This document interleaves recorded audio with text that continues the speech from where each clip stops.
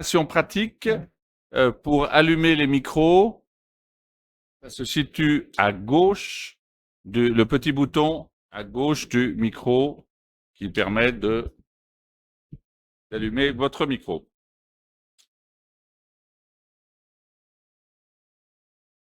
Bien, nous allons pouvoir entamer cette séance de conseil, qui est une séance de conseil un peu particulière, spécifique, qui est celle de l'installation des commissions municipales et ensuite des délégations de la commune dans toutes sortes d'organismes où nous avons des représentations possibles. Avant que, enfin, nous allons y venir dans un instant. Je vais donc faire l'appel des élus et bien sûr la feuille de présence, sachant que nous accueillons un nouvel élu parmi nous, qui est Augustin Échelle. La feuille de présence, liste d'appels. Oui, c'est une liste d'appels. Oui, ça fonctionne pour ça. Oui, c'est ça. D'habitude, on coche, mais oui. Voilà, donc je fais l'appel des présents. Donc, moi-même, Claude Aubert, Marianne Marchy, Rodolphe Jonvaux, Christelle Poumrol, Xavier Bousset, Christine Roger, Antoine Guittard, Mireille Bonnet, Jacques Aubry, Josie Casanova, Philippe Grèze, Marie-Hélène Papon, Philippe Couder, Pascal Hortefeux, Anne-Marie Girardet, Virginie Guillon. Alors, Sandrine Lemaire n'est pas là et donc a donné pouvoir à Philippe Grèze. Donc, pouvoir Philippe Grèze. Marie-David présente. Géraldine Chex également. Pierre Chanel. Sophie Guélon. Denitza Dubourg. Adam Roussy. Stéphane Labérine. Clémence Lédier. Valentin Dallacupéan et Augustin Échelle. Ensuite, alors je ne sais pas pourquoi c'est dans cet ordre-là, mais enfin, ça, c'est les mystères de Franck Ratage. Alors là, expliquez-moi, c'est l'ordre du tableau, c'est-à-dire c'est lié à l'âge, non? Oui. Non, mais parce que faut essayer de comprendre pourquoi Franck Ratage est passé devant Thomas Merzy. Bon, bon, on a la réponse. Bon, d'accord. Bon, mais alors après, ils pourront se réinstaller. Non? Pardon? Oui? D'accord. Bon, alors.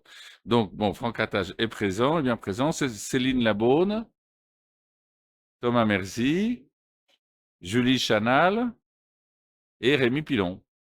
Voilà. Bon, ben écoutez, on est largement au complet pour cette séance d'installation des commissions. Donc, il faut désigner un secrétaire de séance qui doit être présent pour la signature des délibérations mardi prochain. Et donc, si notre Benjamin l'accepte et s'il est disponible mardi prochain pour signer, donc à ce moment-là, c'est Valentin Échelle qui est notre Benjamin. Augustin Échelle et Valentin Dallacupéan. C'est ça. On est bien d'accord. Donc, Augustin Échelle, pour être désigné secrétaire de séance. Parfait. Donc, il y a 3 rapports qui sont remis sur table et il faut que vous acceptiez que nous les évoquions en fin de séance. Ce sont des 3 rapports qui ont dû vous être remis sur table. Alors, en plus de ceux qui sont modifiés sur table, alors, les rapports supplémentaires. Alors, je pense que les rapports supplémentaires, c'est celui qui concerne la représentation de la commune au conseil d'administration du lycée Valéry Giscard d'Estaing, c'est ça? Alors, est-ce qu'on peut me donner des numéros pour ces rapports? Oui, mais ils viendront à la fin, donc ils seront à l'issue du rapport, on va les examiner après le rapport 48, non? Ou 49? Oui, 49, c'est les décisions du maire. Donc, on va avoir le rapport qui va devenir le 50. C'est celui de la représentation de la ville de Chamalières au sein du conseil d'administration du lycée Valéry Giscard d'Estaing. Donc, ça, c'est rapport numéro 50. Ensuite, on a le rapport sur la désignation d'un représentant à l'Office régional d'action culturelle, liaison et d'échange de l'Oracle. Donc, ça va être le 51.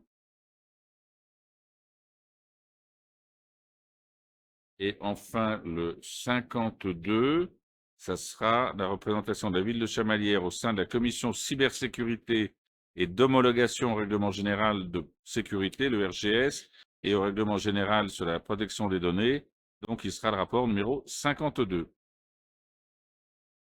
Nous sommes d'accord sur cet ordre. On en revient. Et donc, vous avez constaté que vous avez reçu, avec les compliments de Christelle Pomerol, vous avez reçu un disque bleu qui vous est offert pour la durée du mandat, hein. Donc, gardez-le précieusement. Oui, c'est ça. Et donc, c'est donc, nous avons pour l'instant en zone bleue, c'est le parc de la mairie, qui est en zone bleue, et nous aurons le nouveau parking au parc Bargouin, à côté du parc Bargouin, qui sera également mis en disque bleu. Voilà.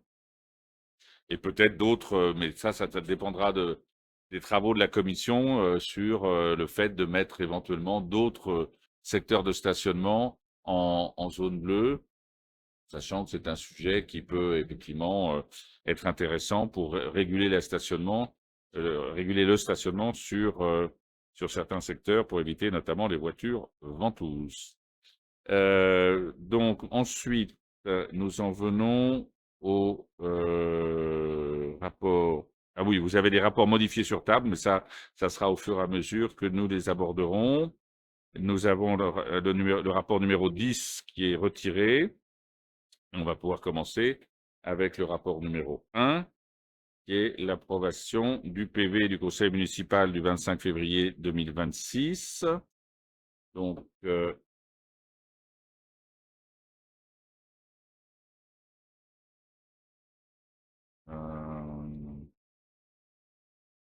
alors, l'approbation du PV du conseil municipal du 25 février 2026. Donc, celui du 25 février 2026, il n'est pas joint.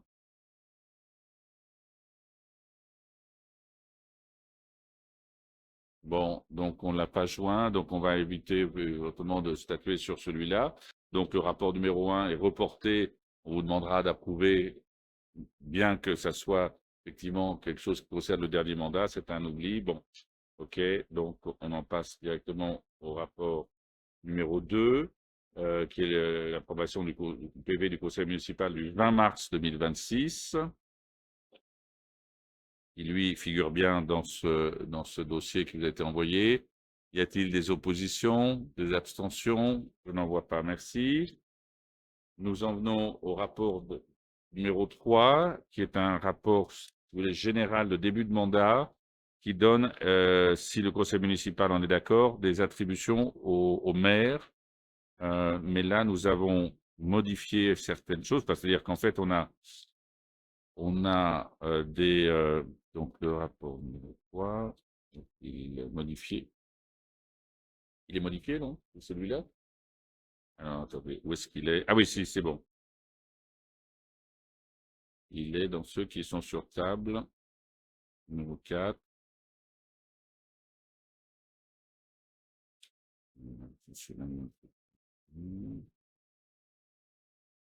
Voilà, c'est ça. Rapport numéro 3, modifié sur table.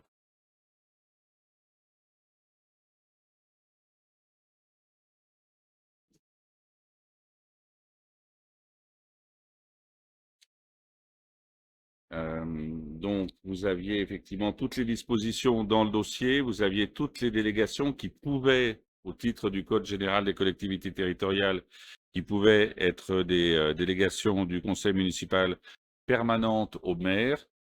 Ceci dit, nous en avons retiré quelques-unes que je n'ai pas souhaité prendre pour qu'elles restent attribuées au conseil municipal.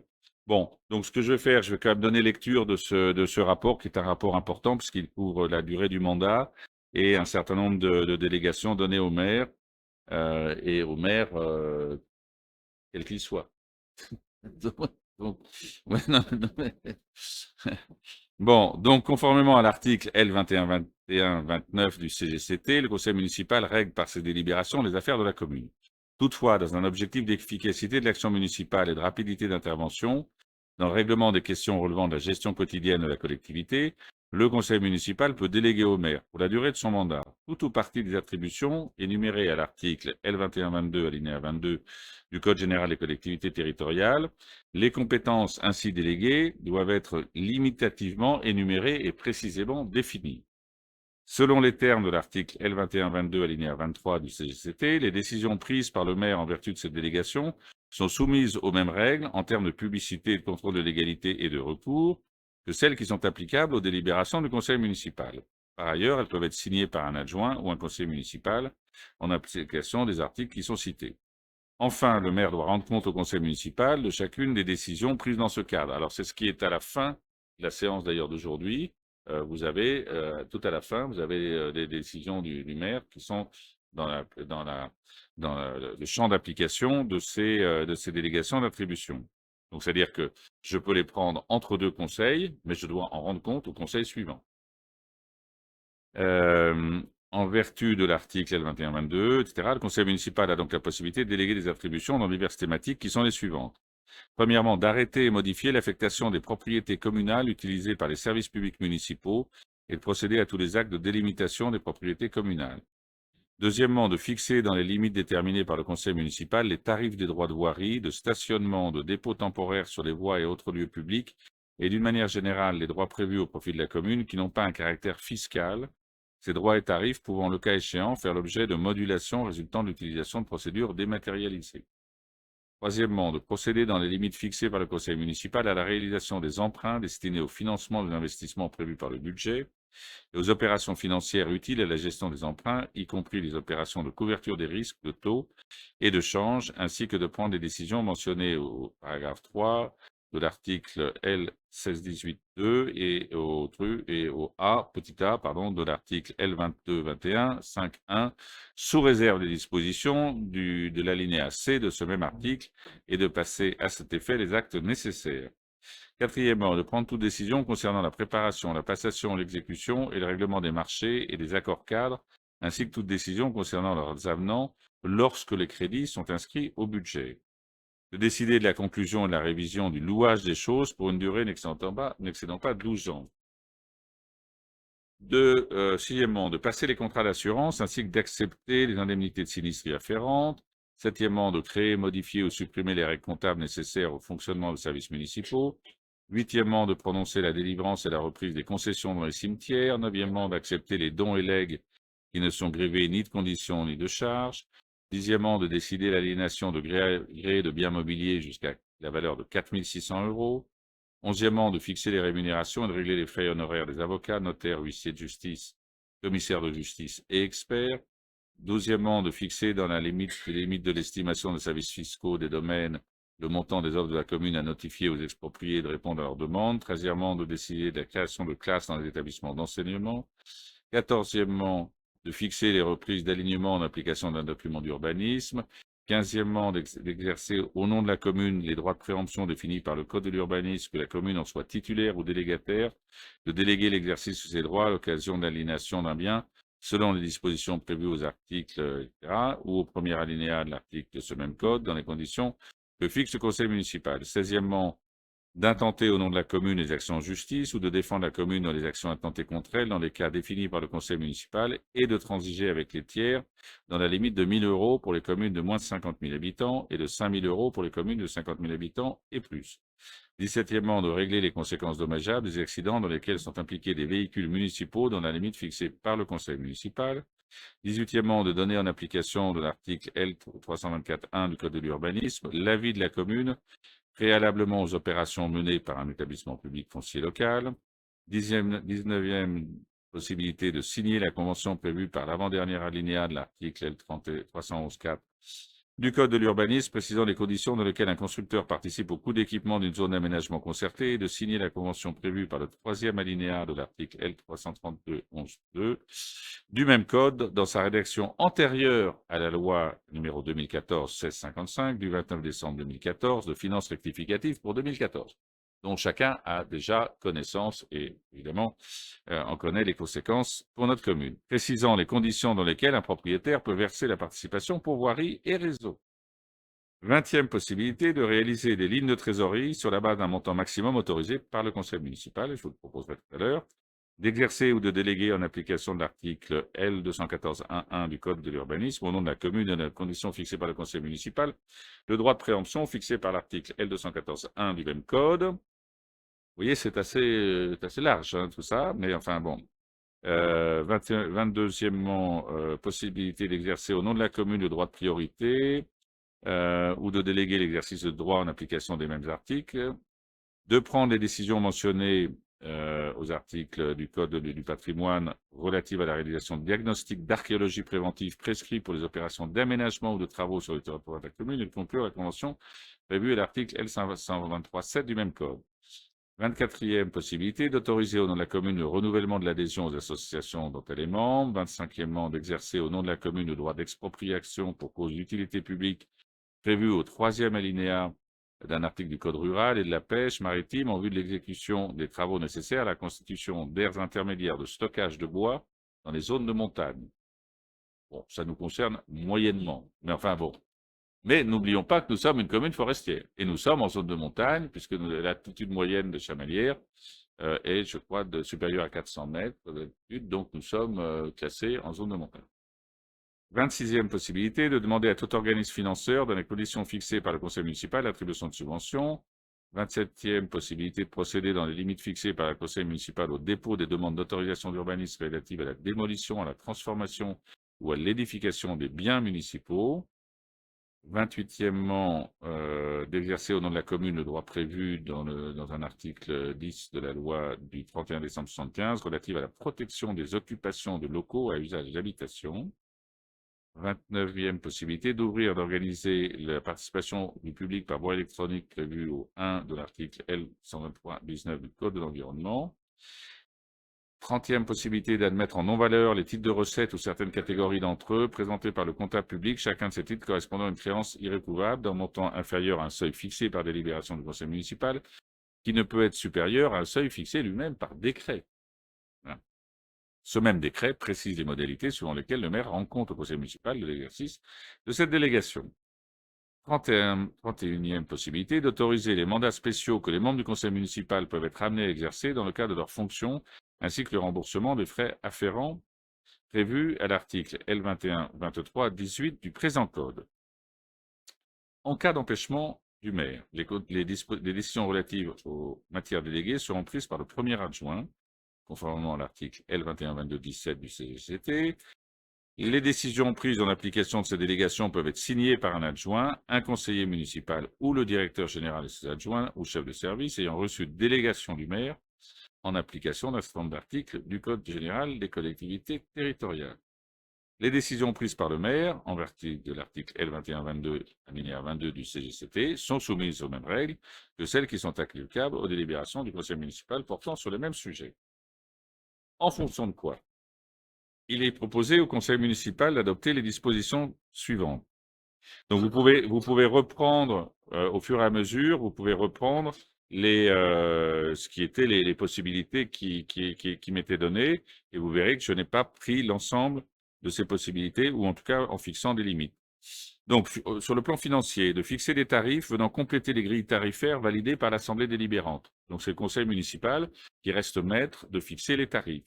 Néanmoins, je peux les compléter en cas de besoin.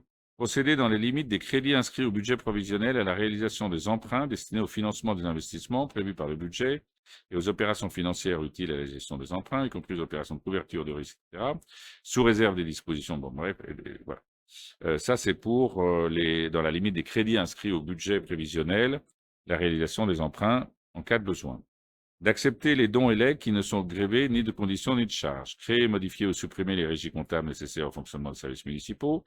Régler les conséquences dommageables des accidents dans lesquels sont impliqués les véhicules municipaux. Et là, en fixant une limite à 20 000 euros, je crois que la limite n'était pas été, voilà, donc c'est une précision.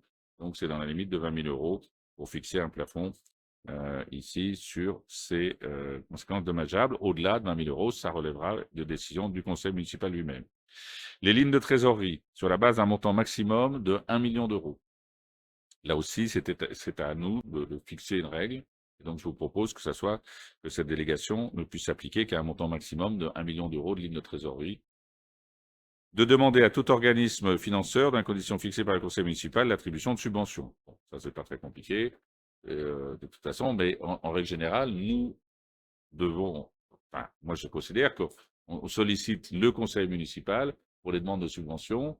Néanmoins, par délégation, je peux faire une demande en votre nom, sachant que ça n'a pas beaucoup d'inconvénients de faire une demande de subvention.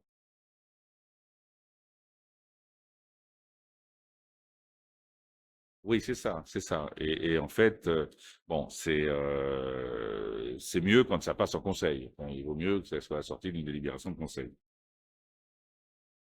Voilà, tout à fait. Urbanisme, de fixer les reprises d'alignement en application d'un document d'urbanisme, de donner en application du code de l'urbanisme l'avis de la commune préalablement aux opérations menées par un établissement public foncier local, prendre les décisions mentionnées Code du patrimoine relatives à la réalisation de diagnostics d'archéologie préventive prescrits pour les opérations d'aménagement ou de travaux sur le territoire de la commune. Ça, c'est pour gagner un peu de temps en cas de besoin entre deux conseils municipaux. Souvent, certaines de ces dispositions, pourquoi elles sont inscrites dans cette délibération, c'est que sinon, il faut attendre le conseil municipal suivant pour pouvoir, si vous voulez, avoir une délibération. Donc, c'est dans certains cas, pour des questions, je dirais, de gain de temps, là, par exemple, c'est pour l'archéologie préventive, c'est de m'autoriser à donner tout de suite un accord pour un diagnostic d'archéologie préventive sans attendre le conseil municipal suivant. Vous gagnez, dans certains cas, 2 mois si le conseil est 2 mois plus tard. De procéder au dépôt de demande d'autorisation d'urbanisme relative à la démolition, à la transformation et l'édification des biens municipaux. C'est uniquement les bâtiments municipaux qui sont concernés. Administrateur général de la commune et marché public. Donc là, j'ai fixé un montant maximum à 216 000 euros hors taxes, ainsi que les avenants au marché dans la limite de 5%. Vous avez noté que c'était ce qui nous était proposé. Donc c'était celui-là, c'était le numéro combien? C'était le numéro probablement. Le numéro 4. Il n'y a pas de montant maximum. Donc là, on vous propose de plafonner cette possibilité, encore une fois, entre deux conseils, à 216 000 euros. Et là, c'est pour la réalisation des marchés et des accords cadres, dans la limite du seuil de procédure formalisé pour des marchés de fourniture de services, évidemment, avec un montant maximum pour encadrer ces possibilités. De passer les contrats d'assurance et d'accepter les indemnités de sinistre y afférentes, et d'intenter au nom de la commune les actions en justice, pour ce qu'on appelle ST en justice, au nom de la commune. Donc là, vous avez la liste de toutes les actions, y compris les procédures en urgence, dans lesquelles la commune est amenée à rester en justice, aussi bien en défense qu'en demande auprès de toutes les juridictions. Donc, vous avez la liste de toutes ces juridictions. De fixer les rémunérations et de régler les frais honoraires des avocats, notaires, huissiers de justice et experts. Décider la création de classes dans l'établissement d'enseignement. Bon, il y a peu de risques que ce soit le maire qui décide. la création de classes d'enseignement des établissements d'enseignement. C'est plutôt l'éducation nationale, en règle générale, qui prend cette décision, puisque si moi je prenais une décision et qu'il n'y avait pas d'enseignants pour mettre devant les élèves, ça n'aurait pas beaucoup de pertinence. Mais enfin, bon, ça fait partie, comme vous avez pu le noter, ça fait partie des choses qui peuvent être données comme délégation au maire. Autoriser au nom de la commune le renouvellement de l'adhésion aux associations dont elle est membre. Bon, ça, c'est important. C'est de rester dans les associations dont nous sommes déjà membres. Donc, évidemment, la décision de devenir membre d'une association étant elle-même soumise à l'accord d'un conseil municipal. D'autoriser les mandats spéciaux. Alors ça, c'est pour ceux qui les membres du conseil municipal qui seraient amenés à avoir un mandat spécial pour se déplacer et avec les remboursements des frais prévus au code. La gestion patrimoniale, d'arrêter et modifier l'affectation des propriétés communales utilisées par les services publics municipaux. Ça, c'est des répartitions, on va dire, entre les services sur des bureaux ou des locaux municipaux. L'aliénation de gré à gré le bien mobilier à concurrence de 4 600 €. C'est un plafond. Décider de la conclusion et de la révision du louage de choses pour une durée n'excédant pas 12 ans. Sur le plan funéraire, de prononcer la délivrance et la reprise des concessions dans les cimetières. Et donc là, vous avez, en cas d'empêchement, les délégations par le premier adjoint et ensuite par un adjoint, conseiller municipal ou directeur général des adjoints, etc. Et enfin, de rappeler que ces décisions prises par le maire, en fonction de cette délibération, sont soumises aux mêmes règles que celles qui sont applicables aux délibérations du conseil municipal, portant sur les mêmes objets, c'est-à-dire la publicité, le contrôle de légalité, et voilà, enfin, la publicité, le contrôle de légalité. Est-ce qu'il y a des questions sur ces sujets? Oui, Thomas. Merci, monsieur le maire. Alors, une remarque générale et puis une question. C'est, chers collègues, l'une des délibérations les plus importantes que nous ayons à voter. Parce qu'en fait, c'est elle qui permet le fonctionnement de la collectivité dans le quotidien de son exercice. Finalement, moi, je le dis souvent, le maire n'est que le représentant de nous tous et n'agit en notre pouvoir. Et donc, c'est pour ça, monsieur le maire, que je trouvais ça bien que vous preniez le temps de détailler cette délibération, que souvent on passe un peu comme une formalité parce qu'elle elle est toujours présente. Or, c'est ça qui fait le quotidien de l'administration et on s'appuie souvent dessus pour fonctionner. Et d'où l'importance du rendu qui est fait à la fin des conseils municipaux, des décisions qui sont prises à ce titre-là, de ces titres de ces délégations. Et donc du coup, effectivement, l'attention qu'on doit porter à la fin de nos conseils municipaux, parfois à des heures tardives, sur les décisions qui sont prises. Et donc ce que je voulais vous poser comme question, mais elle est assez technique, c'est-à-dire que c'est ça que j'arrivais plus à me souvenir, toutes les décisions que vous seriez amené à prendre au titre de cette délibération, vous devez nous en rendre compte sous forme de décision après, quoi. Ok. C'est l'objet du rapport numéro 49, hein, aujourd'hui. Vous avez donc dans le dossier le rapport numéro 49 qui précisément est le dernier rapport qui résulte des décisions que j'ai pu prendre avant les élections municipales. Donc, et puisque ce rapport, si vous le lisez, il dit que le conseil municipal m'avait délégué certaines de ses compétences dans sa délibération du 10 juillet 2020. Donc, c'était l'équivalent de notre séance d'aujourd'hui, qui résultait du deuxième tour des élections municipales qui avait été décalé, vous vous souvenez, au mois fin juin 2020. Et donc, notre séance du 10 juillet 2020 équivaut à celle d'aujourd'hui. Et c'est pour ça que c'est effectivement dans le même contexte que ces décisions font l'objet d'un rapport qui généralement, effectivement, vient en fin de séance.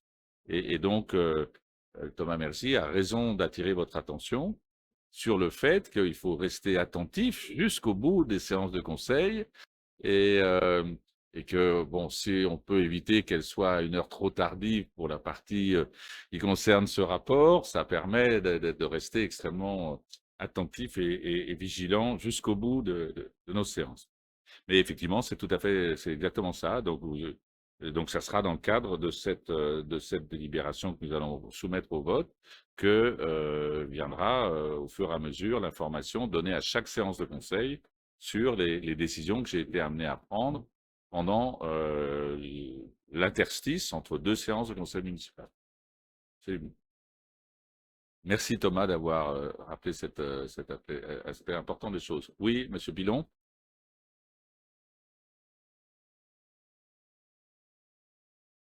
Ok. Merci, monsieur le maire. J'avais juste une question de précision. Moi, c'était pour comprendre le numéro 29.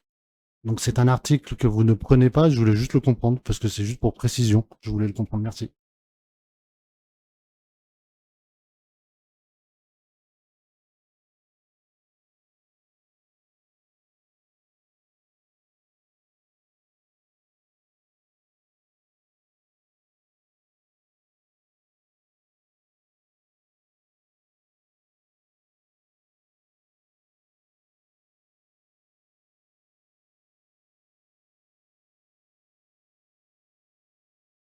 Oui, vous avez raison. Je n'ai pas pris cette délégation d'ouvrir et d'organiser la participation du public par voie électronique prévue au 1 de l'article L123-19 du Code de l'environnement.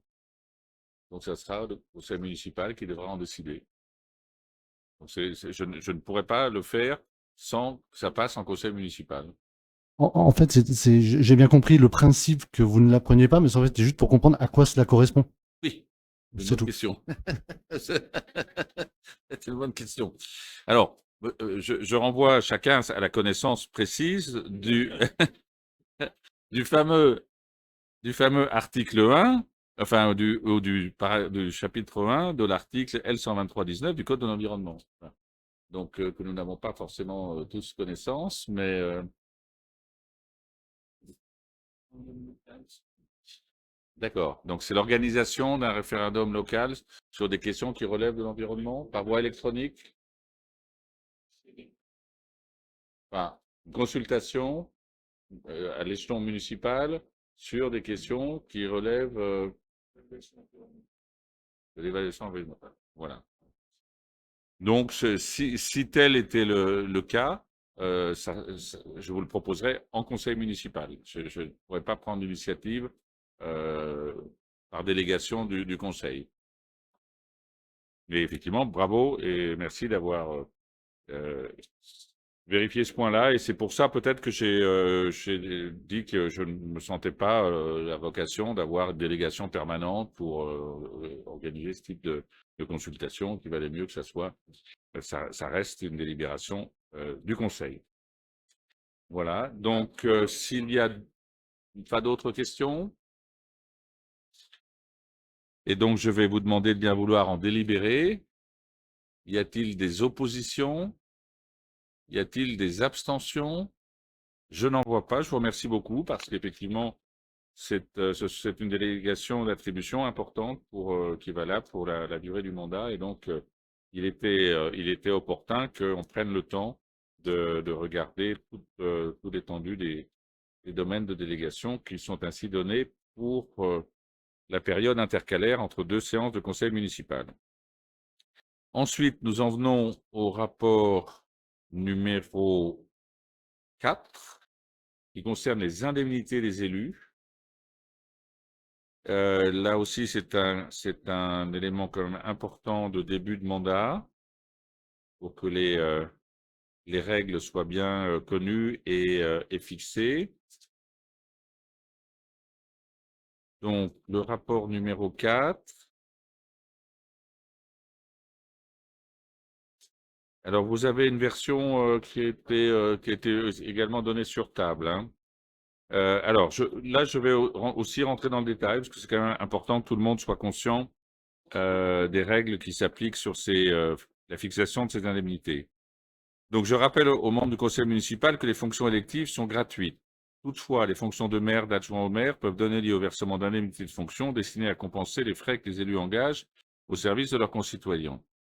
Il est précisé que les indemnités sont allouées aux maires et aux adjoints au maire dans la limite d'une enveloppe financière déterminée par un décret en Conseil d'État par référence au montant du traitement correspondant à l'indice brut terminal de l'échelle indiciaire de la fonction publique. Bon, c'est une règle qui donc a comme caractéristique, il y a cet indice brut terminal de l'échelle indiciaire de la fonction publique et après, c'est en pourcentage par rapport à ce montant que peuvent être donnés, fixées les indemnités. Les indemnités de fonction des élus sont en effet fixées par le Code général des collectivités territoriales et calculées sur la base d'éléments suivants: l'indice brut terminal de la fonction publique, la strate démographique dans laquelle s'inscrit la collectivité et le statut juridique de la collectivité, soit commune, soit EPCI, etc. Conformément à l'article L21, 23, 22 du Code général des collectivités territoriales, les majorations d'indemnités de fonction peuvent être votées par le conseil municipal, mais désormais, en vertu de l'article 92 de la loi dite Engagement et proximité du 27 décembre 2019, la majoration des indemnités de fonction doit faire l'objet d'un vote distinct. En effet, le conseil municipal doit se prononcer dans un premier temps sur le montant des indemnités des élus et dans un second temps sur les majorations. Ainsi, les majorations des indemnités des élus feront donc l'objet d'un deuxième rapport en séance du conseil municipal du 2 avril 2026. Mais on statue aussi sur les majorations aujourd'hui? Oui, c'est ça.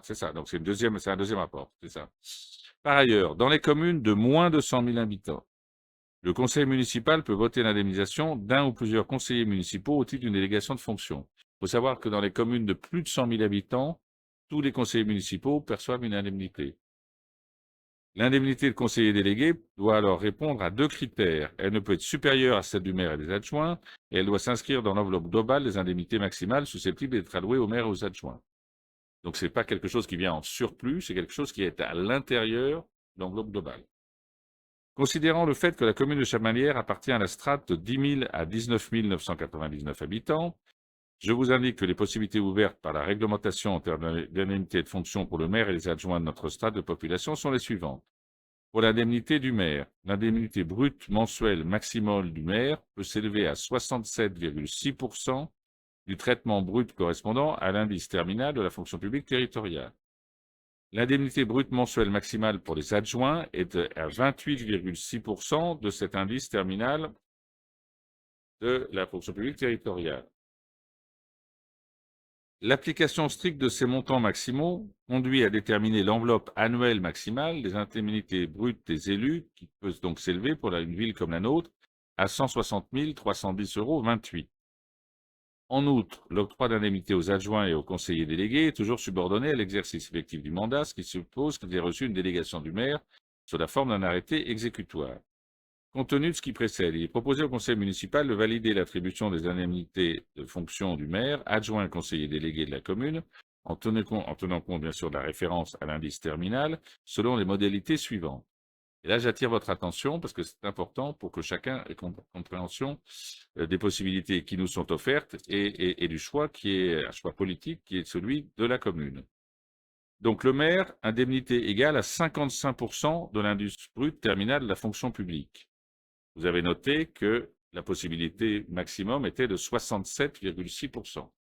Donc, je vous propose que mon indemnité ne soit que de 55%, là où elle aurait pu être de 67,6% de cet indice.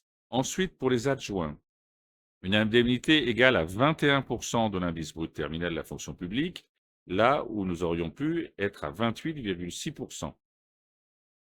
Pourquoi? C'est parce que le maire et les adjoints, en étant en deçà des montants maximums, permettent de financer les attributions aux conseillers délégués. C'est comme ça qu'on fixe à l'intérieur de l'enveloppe la possibilité d'attribuer à des conseillers délégués une indemnité qui, en l'occurrence, serait égale à 10,42%. Elle ne peut pas excéder la moitié d'indemnité des adjoints. Alors, pour des raisons de calcul savant, dont je vous passe le détail, au lieu que ça soit 10,5% qui est la moitié de 21%, nous sommes à 10,42%. Un écart énorme, mais en tout cas, on est toujours en deçà systématiquement des possibilités maximales autorisées par le décret. Alors, cette proposition appliquée donc à moi-même en tant que maire, aux 9 adjoints et à 5 conseillers délégués, conduit à mobiliser 91% de l'enveloppe maximum disponible pour un montant annuel de 146 000 euros. C'est-à-dire que grâce à la réfaction sur l'indemnité du maire et des adjoints par rapport au maximum autorisé, nous finançons dans l'enveloppe la possibilité d'avoir 5 conseillers délégués, potentiellement même 6 conseillers délégués. Il est précisé que les indemnités de fonction étant basées sur un pourcentage de l'indice brut terminal de la fonction publique, elles évolueront de facto en même temps que la valeur du point d'indice de la fonction publique en cas de revalorisation. Par ailleurs, il est précisé que l'élu municipal titulaire d'autres mandats électoraux ou qui siège à ce titre au conseil d'administration d'un établissement public local ne peut percevoir pour l'ensemble de ses fonctions un montant total de rémunération et d'indemnité de fonction supérieur à 1,5 fois le montant de l'indemnité parlementaire. Ça, c'est la règle dite de l'écrêtement qui fait qu'un élu ne peut pas, au titre de l'ensemble de ses indemnités d'élu, percevoir au total quelque chose qui serait supérieur à 1,5 fois le montant de l'indemnité parlementaire. Bon. Nous, on en est assez loin, il y a de la marge, mais dans des communes plus importantes, ça peut se poser, exactement. Voilà. Il est proposé au conseil municipal, ou dans le cas où, évidemment, si j'étais moi-même parlementaire, ça pourrait, ce qui a été le cas à un moment donné, ça pourrait se poser. C'est ça, exactement. Il est proposé au conseil municipal donc d'adopter les modalités de calcul et de versement des indemnités de fonction du maire et des adjoints et conseillers délégués, donc selon les modalités que je viens de vous décrire. Donc pour le maire, 55%, pour les adjoints, 21%, et les conseillers délégués, 10,42% de l'indice brut terminal de la fonction publique. Et puis de décider de l'application de cette délibération à compter du 20 mars 2026 pour le maire et les adjoints, et puis de la date de la signature de l'arrêté de délégation pour les conseillers délégués, qui, à ce moment-là, est la date de leur entrée en fonction. Voilà ce que je voulais vous proposer. Je réponds bien entendu aux questions qui peuvent être suscitées par ce projet de délibération. Thomas. Alors, monsieur le maire, si vous en êtes d'accord, nous, on va attendre la prochaine délibération parce qu'elles sont quand même intimement liées. Et puis finalement, on a plus d'interrogations sur la deuxième que sur cette première délibération. Donc, j'interviendrai après. Juste, rappelez-moi, sous le précédent mandat, les conseillers délégués étaient indemnisés ou pas? Je me souvenais plus. Ok, non, il n'y a pas d'arrière-pensée à ma question. Voilà, donc on votera cette délibération, mais je m'en expliquerai, nous en expliquerons, pardon, à la prochaine. Merci. Ce que l'on peut faire, on peut passer en revue le rapport numéro 5 pour que chacun comprenne de quoi il s'agit. Là, il s'agit des majorations qui résultent de notre statut particulier, c'est-à-dire une commune chef-lieu de canton, et d'autre part, le statut de station touristique et thermale classée, qui fait que nous sommes surclassés en termes de classement, puisque ça prend en compte, si vous voulez, la dimension de population touristique et thermale supplémentaire qui nous fait dépasser la strate des 20 000 habitants dans laquelle nous sommes situés. Donc effectivement, ça permet de comprendre le rapport numéro 5, et après, bien sûr, on en reviendra au vote sur le rapport numéro 4, puis rapport numéro 5. Donc, je passe en revue le rapport numéro 5. Donc, je vous informe qu'il y a, donc, en fonction d'un article du Code général des collectivités territoriales, il est possible de voter des majorations d'indemnités de fonction par rapport à celles votées par le conseil municipal. Donc, ces indemnités de fonction doivent désormais, en application de la loi Engagement et Proximité du 27 décembre 2019, faire l'objet d'un vote distinct des indemnités de fonction des élus. Donc, sur un premier temps, on devra se prononcer sur le montant des indemnités des élus et dans un deuxième temps sur les majorations. Alors, pour notre commune, les majorations d'indemnités de fonction sont réservées aux maires, adjoints et désormais aux conseillers municipaux délégués, qui peuvent également bénéficier, et ce, quelle que soit la taille de la commune. Considérant la situation de la commune de Chamalières, je vous indique que les possibilités ouvertes par la réglementation en termes de majoration d'indemnités de fonction pour le maire, les adjoints et conseillers municipaux délégués sont les suivantes. Station de tourisme des communes de plus de 5 000 habitants, on a la possibilité d'avoir 25% de majoration. Chef-lieu de canton, 15% de majoration. Compte tenu de ce qui précède, il est proposé au conseil municipal de valider l'attribution des majorations de l'indemnité de fonction au maire, adjoint, conseiller délégué, en tenant compte de la référence à l'indice terminal, selon les possibilités qui sont donc le maire, indemnité égale, donc c'est ce qu'on a évoqué à l'instant, mais on y reviendra. Donc vous l'avez un peu plus tard, enfin où on peut, non, ça doit être sur table, ça doit être sur table. Vous avez les pourcentages qui ont dû vous être mis sur table. C'est le rapport 5, les majorations, c'est ça. Donc, vous pouvez compléter si vous avez le document, le dossier d'origine. Donc, je rappelle, le maire, donc, c'est l'indemnité égale à 55% de l'indice brut terminal de la fonction publique, à laquelle s'ajoute une majorité de 25% au titre des villes classées et de plus de 5000 habitants, et une majoration de 15% au titre des communes chefs-lieux de canton.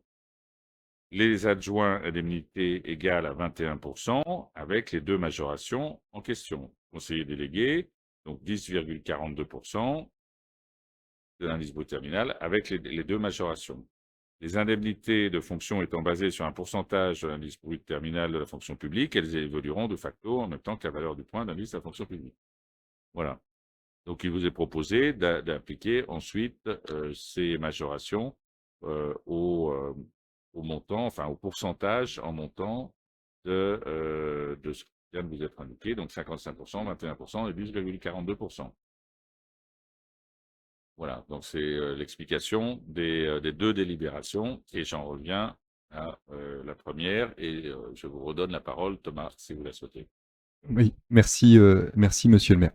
Alors voilà, deux délibérations qui sont effectivement prises en début de mandat, qui font souvent, qui donnent lieu souvent à des débats parfois vifs dans certaines assemblées. Ça ne sera pas le cas ici. Nous voterons ces deux délibérations. Mais on souhaite soulever au passage plusieurs éléments. Le premier, c'est que, et c'est la raison principale pour laquelle nous les voterons, c'est que je pense qu'il y a urgence à défendre la démocratie. Je l'avais un peu évoqué lors du premier conseil, regrettant les 58% de participation, que s'ils étaient dans la moyenne nationale, je ne pouvais que regretter en soustraction les 42% qui se sont abstenus. C'est un bien fragile, on doit la défendre, on doit la porter à chaque instant, et nous un peu plus que les autres, puisque nous en sommes élus et issus directement. Et du coup, il est normal que les gens qui exercent ces fonctions issues de la démocratie locale, qui la font vivre, ça prend beaucoup de temps. C'est difficile parfois de concilier avec les vies professionnelles. Et donc du coup, il est impératif que ces indemnités existent, parce que sans elles, on n'aurait pas suffisamment, à mon avis, de candidats. Déjà que c'est difficile. Et en plus, on perdrait un certain nombre de profils. Je regarde Claude, j'essaye de parler comme profils, compétences et choses comme ça. Bon, là, c'était le clin d'œil pour détendre l'atmosphère. Voilà, mais plus sérieusement, voilà, loin de nous l'idée de brocarder ces indemnités d'élus. Elles sont essentielles. Vous fixez un certain nombre d'adjoints, un certain nombre de conseillers municipaux délégués, vous-même, monsieur le maire. Tout ça nous paraît voilà, normal et participe de la défense de la démocratie. Donc il faut vraiment jamais avoir peur, je pense, d'affronter cette question du coût de la démocratie. De la même façon, par exemple, monsieur le maire, c'est pas le lieu cette délibération, mais je trouve ça intéressant qu'à un moment on dise à nos concitoyens combien coûtent nos campagnes électorales, parce qu'ils en ont par exemple absolument aucune idée. Alors tout ça est encadré, encore une fois, et c'est tant mieux. Mais ça aussi, c'est un coût de la démocratie, et que l'État nous en rembourse une certaine partie et tout ça.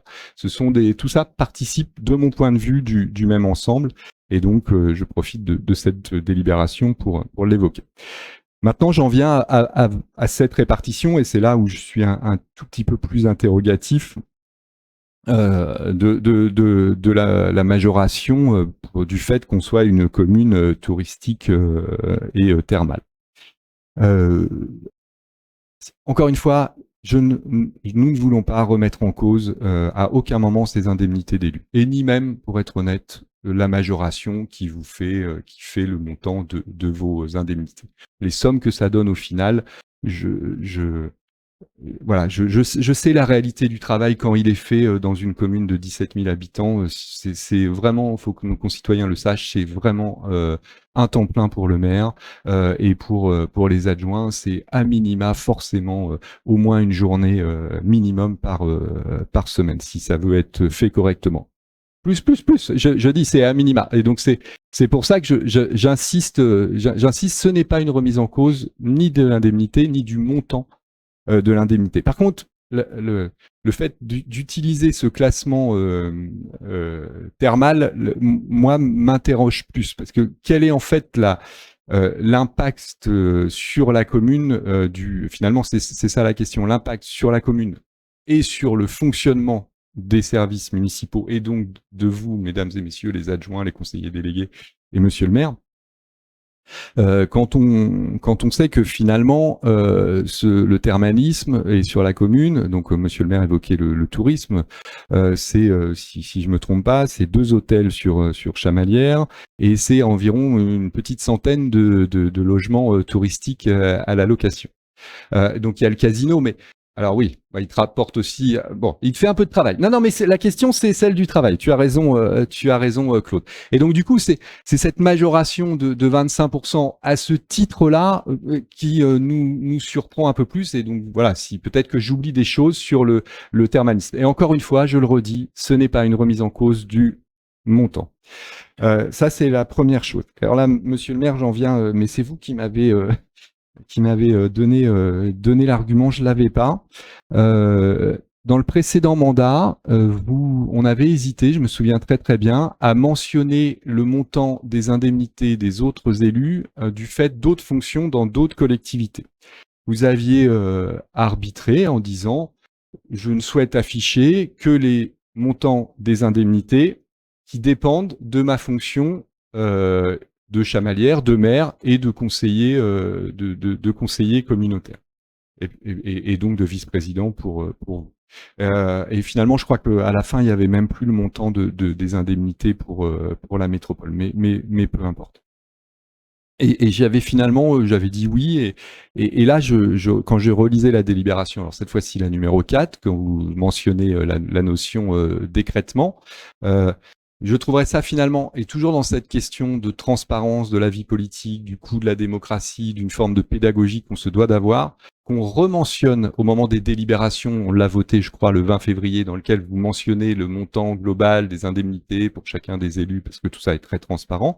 Je trouverais ça normal qu'on affiche finalement également ce qui est perçu au titre des autres mandats, pour que justement, alors si on veut une raison un peu juridique, ne serait-ce que parce que la délibération numéro 4 fait référence à la limite de l'écrêtement 1,5 de l'indemnité parlementaire, soit environ, dans mes souvenirs, c'était 7 700, ça faisait à peu près 7 700 euros. Et donc du coup, et par souci de transparence démocratique, je trouverais ça bien que lorsque vous rémunérez les rémunérations, c'est pas facile à dire, lors des délibérations, on mette l'ensemble des mandats dans lequel vous avez, pour lesquels vous bénéficiez de rémunération. Voilà les observations qu'on voulait faire. J'en rajoute une autre qui est moins liée, mais quand même. Je me souviens plus, monsieur le maire, quand est-ce que vous nous présentez les délégations des adjoints et des conseillers délégués. C'est un arrêté de votre part et vous nous en informez. Et donc savoir quand est-ce que c'est prévu, si vous le savez. Voilà. Et donc nous voterons ces 2 délibérations avec les réserves ou les remarques que je viens d'énoncer. Merci. Juste pour vous apporter effectivement des éléments d'information sur la partie, si vous voulez, des indemnités perçues à titre de différents échelons de collectivité ou de fonctions parlementaires. Donc maintenant, la loi nous oblige à ce que nous donnions communication par collectivité aux indemnités perçues. Donc nous le faisons à Clermont Métropole, pour ceux qui perçoivent des indemnités à Clermont Métropole, pour les conseillers métropolitains, les vice-présidents, etc., le président. Nous le faisons aussi au conseil régional, Et pour les conseillers départementaux, c'est également fait au conseil départemental. Donc ces informations, ces données sont tout à fait publiques, enfin, ou en tout cas par collectivité. Après, ça dépend le statut. Si vous voulez, nous sommes avec Marianne Marchi dans la situation d'avoir les fonctions municipales, et pour elle départementale et pour moi régionale. Après, voilà, c'est des situations qui n'ont pas enfin, qui n'ont pas d'implication directe sur le montant des indemnités, sauf écrêtement si on parvenait évidemment au maximum, dépasser le maximum autorisé. Pour le reste, c'est chaque collectivité qui donne cette information, et on donne aussi désormais l'information sur les indemnités éventuellement rattachées à une fonction, soit communale, soit dans les organismes, dans notre agglomération, par exemple. Il peut y avoir des indemnités perçues par des élus métropolitains au titre des syndicats mixtes, type SMTC, transport en commun, etc. Et on le fait pour le CISAD aussi. Et nous, oui, c'est ça, CISAD, le syndicat intercommunal de soins à domicile, dans lequel on a indiqué ces données-là lors je crois, lors du dernier conseil, ou enfin de celui de février en tout cas. Absolument. Absolument. Tout à fait. Oui. Moi, je veux bien rajouter un mot. Donc moi, ce que j'avais compris, Thomas, sur ta deuxième remarque, c'est qu'en fait, toutes les indemnités qu'on devait déclarer au conseil municipal, c'est celles qui sont issues de notre mandat de conseil municipal. Donc en fait, moi j'ai compris ça, on en avait déjà débattu. C'est je dirais, le mandat de conseiller municipal, adjoint, etc. Deux, c'est l'impact en deuxième degré de conseiller communautaire. Après, ça peut être le troisième degré, ça peut être le SMTC, hein, mais pas que, il y a d'autres, le Grand Clermont, etc., etc. Quatrième niveau, parce qu'il y a un quatrième niveau, c'est la T2C, hein, je veux dire. Donc, en fait, pour moi, c'est tout ce qui est lié en racine avec le mandat, je dirais, municipal. C'est ce que j'avais compris.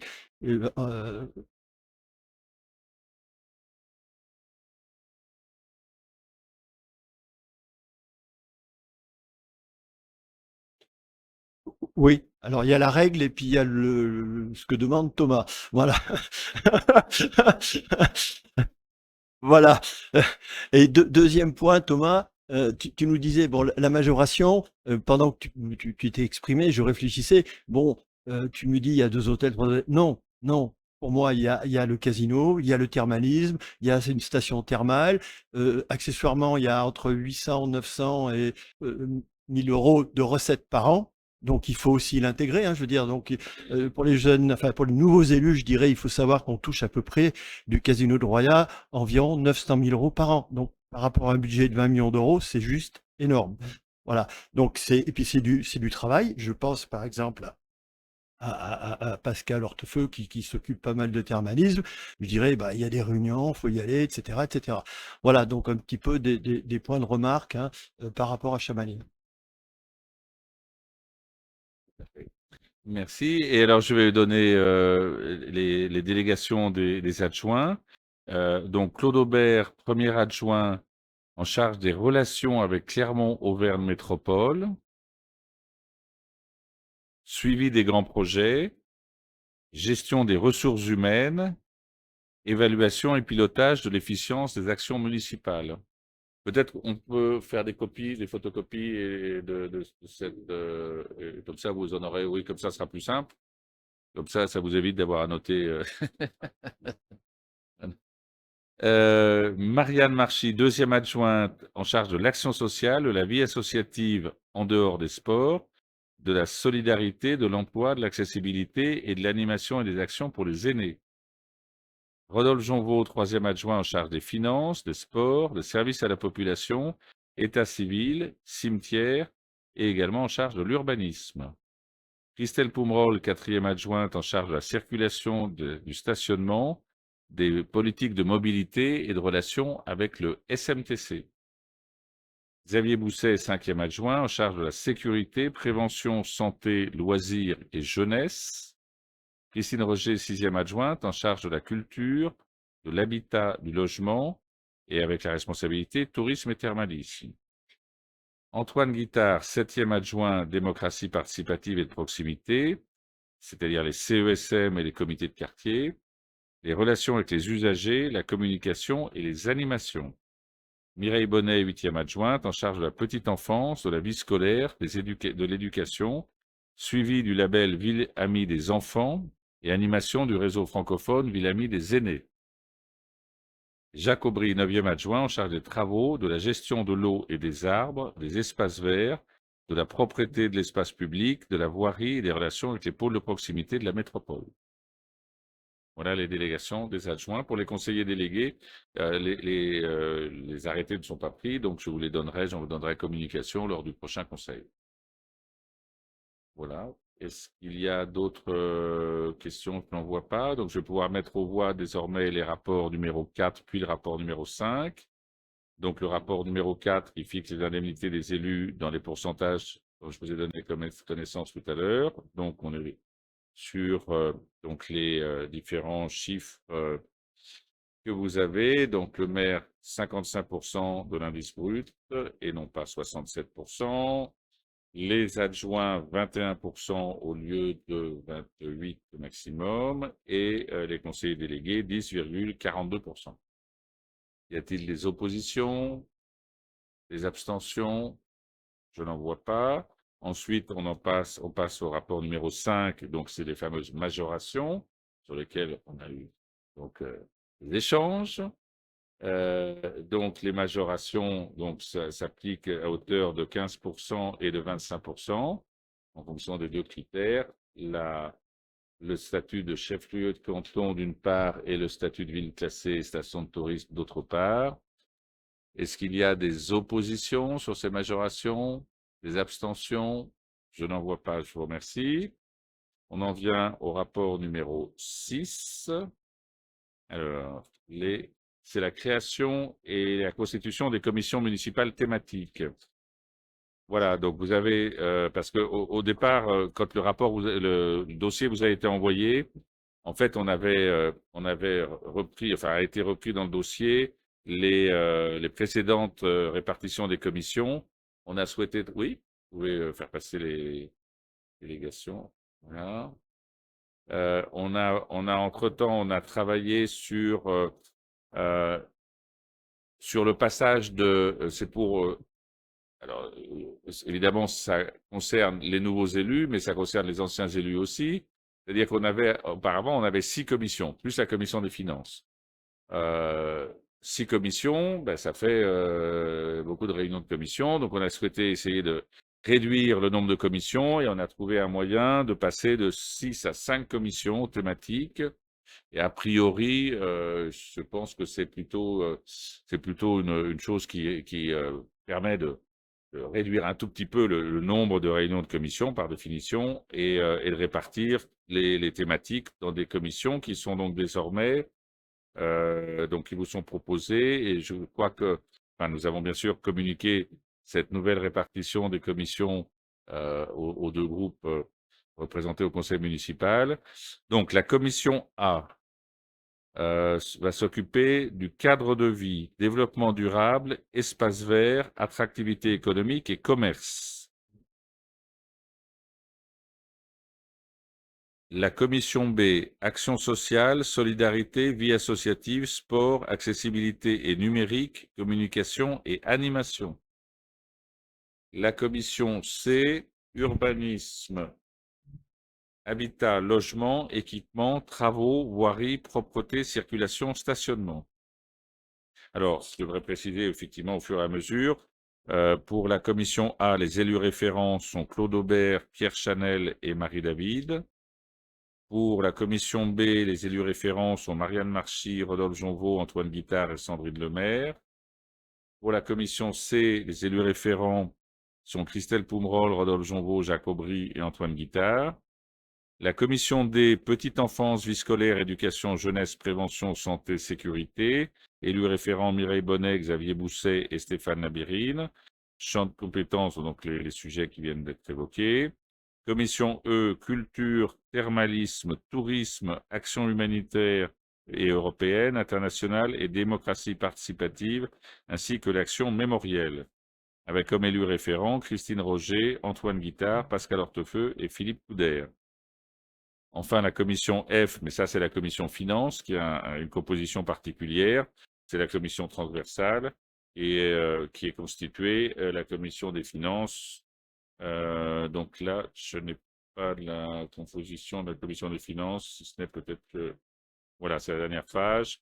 Dernière page. La commission des finances est constituée des adjoints, des conseillers métropolitains, des conseillers municipaux délégués, des présidents délégués des commissions, et pour la liste non majoritaire, donc Thomas Merzy et Julie Chanal. Donc, je vous propose aussi de passer en revue la composition telle qu'elle vous est présentée pour que, s'il y a la moindre difficulté, vous le disiez dès aujourd'hui, pour qu'on travaille éventuellement sur des... On peut quelquefois faire des échanges. Alors, évidemment, c'est au sein des groupes municipaux, hein. Donc, la commission A, cadre de vie, développement durable, espace vert, attractivité économique, commerce. Donc, les présidents délégués et vice-présidents seront décidés au sein des commissions au moment de leur installation. Donc, il vous est proposé la composition avec Sophie Guélon, Clémence Lédier, Adam Roussy, Denitza Dubourg, Philippe Grèze, Valentin Dallacupéan, Géraldine Schex, Rémi Pilon et Franck Ratage. Ça, c'est pour la commission A. La commission B, je vous ai proposé Stéphane Labérine, Mireille Bonnet, Adam Roussy, Marie-Hélène Papon, Josie Casanova, Géraldine Schex, Augustin Echel, Rémi Pilon et Céline Labaune. Pour la commission C, donc urbanisme, habitat, logement, équipement, travaux, voirie, propreté, circulation, stationnement. Claude Aubert, Clémence Lédier, Christine Roger, Marie David, Pierre Chanel, Adam Roussy, Philippe Grèze, Rémi Pilon et Franck Ratage. Et enfin, la commission D, petite enfance, vie scolaire, éducation, jeunesse, prévention, santé, sécurité, Pascal Hortefeux, Marie David, Virginie Guillon, Adam Roussy, Marie-Hélène Papon, Philippe Couder, Denitza Dubourg, Julie Chanal et Thomas Merzy.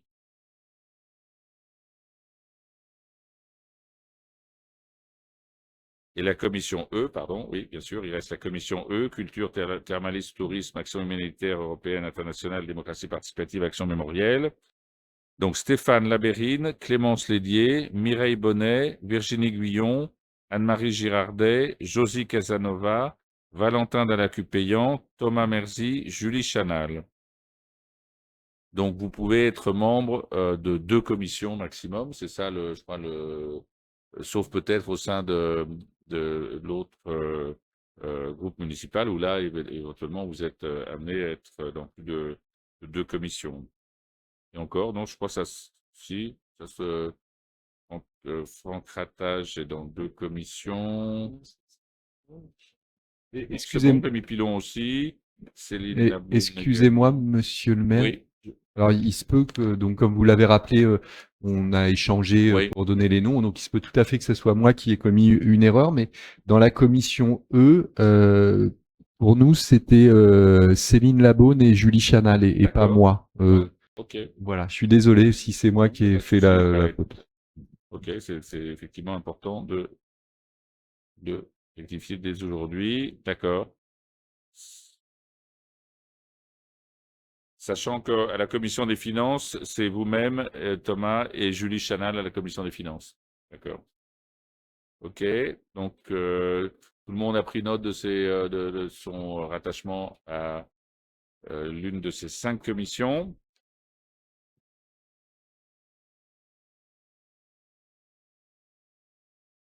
Donc, il vous proposait la création de ces commissions, de ces 5 commissions, de désigner les membres que je viens d'indiquer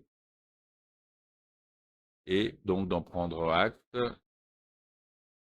Je ne vois pas d'opposition, pas d'abstention. Parfait, merci beaucoup.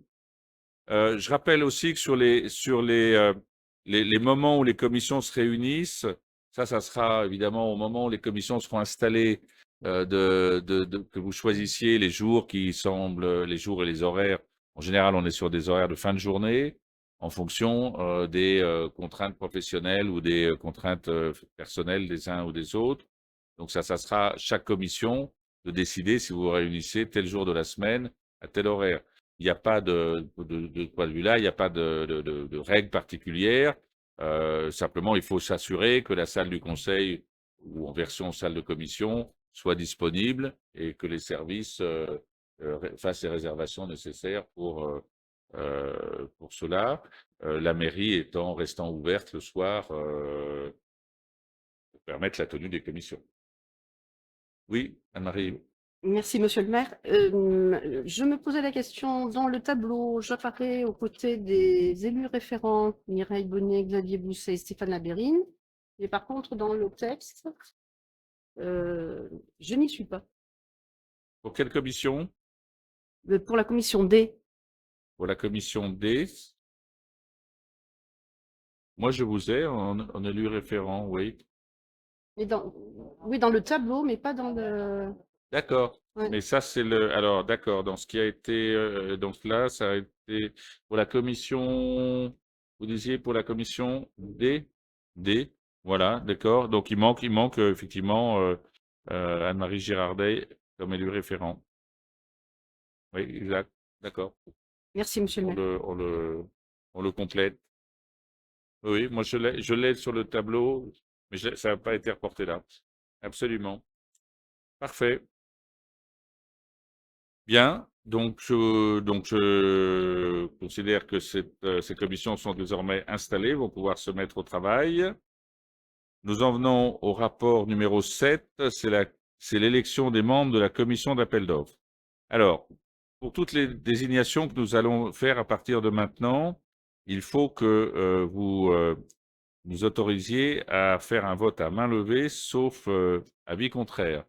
Parce que sinon, on fait des élections à scrutin secret pour chaque désignation. Donc, si il n'y a pas de demande de vote à bulletin secret, nous allons pouvoir faire des votes à main levée. Pas d'opposition à ce qu'on fasse des votes à main levée. Merci beaucoup. Alors, pour l'élection des membres de la commission d'appel d'offres, la CAO, il vous est proposé la composition suivante. Alors, notez bien parce que donc ça ne figure pas dans votre dossier. Ah oui, vous les avez là. D'accord. Voilà. Voilà, exactement. Bah oui, exactement. Vous avez des bulletins de vote comme ça. Bon, donc pour la CAO, donc membres titulaires, Jacques Aubry, Claude Aubert, Rodolphe Jonvaux, Mireille Bonnet et Franck Ratage. Membres suppléants, Antoine Guittard, Pierre Chanel, Clémence Lédier, Denitza Dubourg, Thomas Merci. Je mets aux voix la composition de la CAO. Y a-t-il des oppositions? Des abstentions? Donc c'est adopté à l'unanimité, à main levée. Merci. Nous en venons au rapport numéro 8, les membres de la commission de délégation de services publics. Donc, membres titulaires, Rodolphe Jonvaux, Marianne Marchy, Claude Aubert, Pascal Hortefeux et Céline Labonne. Membres suppléants, Stéphane Labérine, Adam Roussy, Virginie Guillon, Augustin Echel et Julie Chanal. Pas d'opposition, pas d'abstention. Je vous remercie. C'est une commission. Je vois que Stéphane Labérine s'interroge sur le degré de tenue de la commission, sachant qu'il est suppléant. Hein. La commission de délégation de services publics, elle se réunit pas très souvent, puisque nous n'avons plus qu'une seule délégation de services publics actuellement, qui est en fait celle du casino. Donc elle se réunit au moment du renouvellement du bail du casino, qui est, je crois, dans une dizaine d'années, le prochain. Voilà. Donc, Oui, mais c'est une commission très importante, hein, parce que quand on examine la DSP du casino, oui, il y a des enjeux qui sont juste énormes. c'est ça. Mais bon, il faut le temps de s'y préparer, là. Hein. C'est à l'échéance du renouvellement du bail du casino. Oui, mais je crois, ça c'est le renouvellement il n'y a pas de remise en cause de la DSP. Oui, c'est le renouvellement auprès du ministère de l'Intérieur, exactement. Tout à fait. Alors ensuite, vous avez la commission consultative des services publics locaux. Elle, je n'ai pas souvenir de sa dernière réunion, donc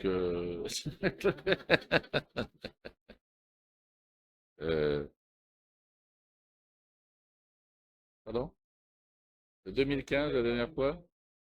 Bon, d'accord. Bon.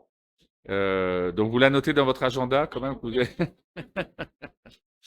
Alors, donc, Marianne Marchy, Rodolphe Jonvaux, Xavier Bousset, Anne-Marie Girardet et Julie Chanal.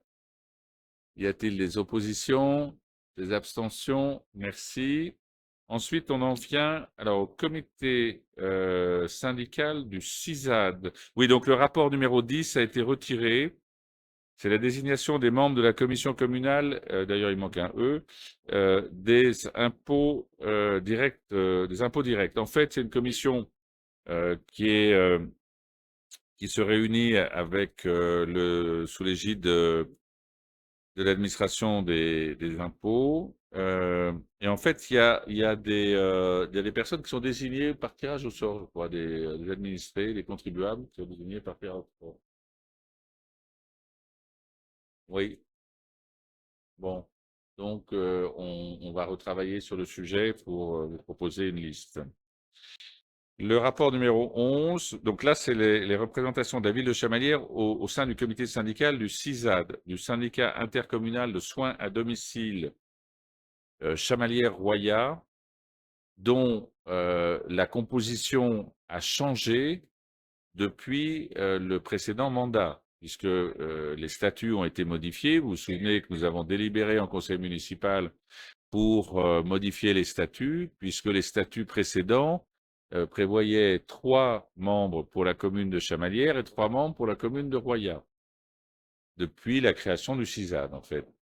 Bon, et compte tenu d'un certain nombre d'événements intervenus au sein du comité syndical du CISAD pendant le mandat qui vient de s'écouler, il a été jugé opportun, et ce sujet a été délibéré à 2 reprises en conseil municipal, de modifier la composition pour qu'elle soit plus représentative du poids démographique et donc du nombre de lits qui sont attribués par l'ARS à chacune des communes membres du syndicat intercommunal de soins à domicile.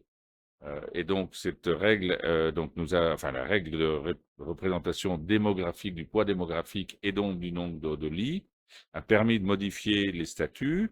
Nous en avons délibéré.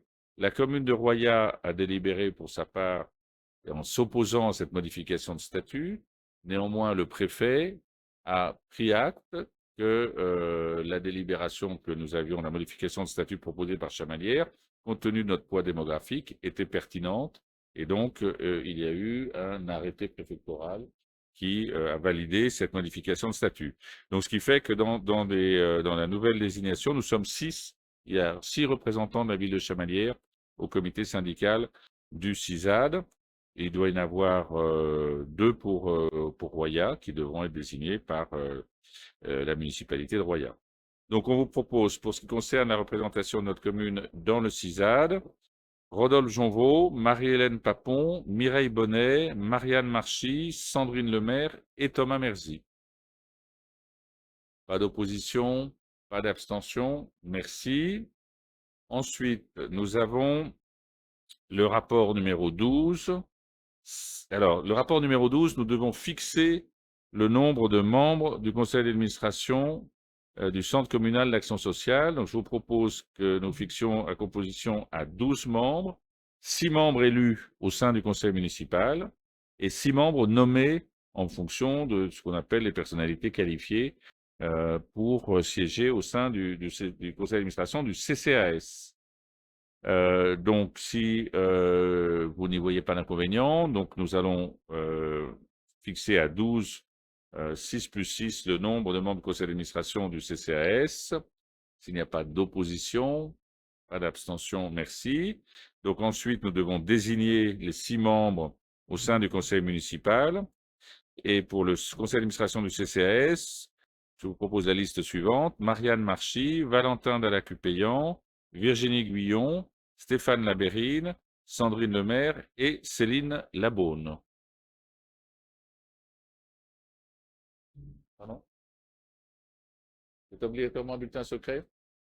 Bon, ben écoutez, vous prenez des enveloppes. Vous avez une enveloppe bleue. Alors, on a été économe parce qu'on a fait beaucoup de bulletins, mais une seule enveloppe. Hein.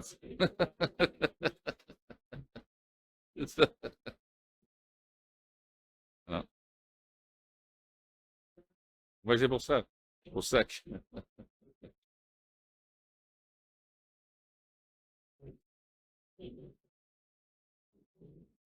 C'est ça. Bon.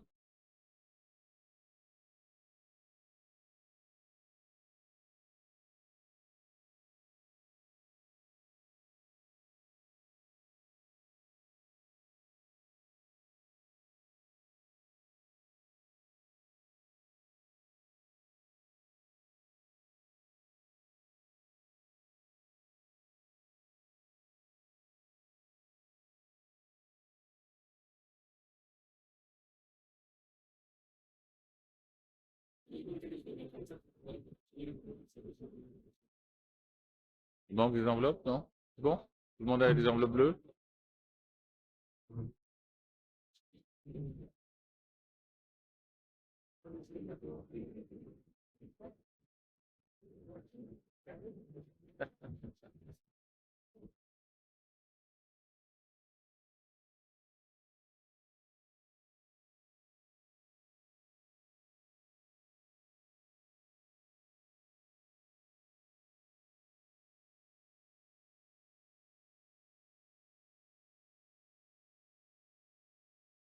Oui, Philippe Grèze. Philippe, vous avez le pouvoir. Philippe Grèze a le pouvoir de Sandrine Lemaire, donc il peut voter pour elle également. Donc je vais pouvoir, on va désigner avant le vote, on va désigner les assesseurs. Augustin Échelle pourra être scrutateur plutôt, et dans la liste de Thomas Merci, Thomas lui-même. OK. Bon, ça sera pour le dépouillement, hein, Thomas.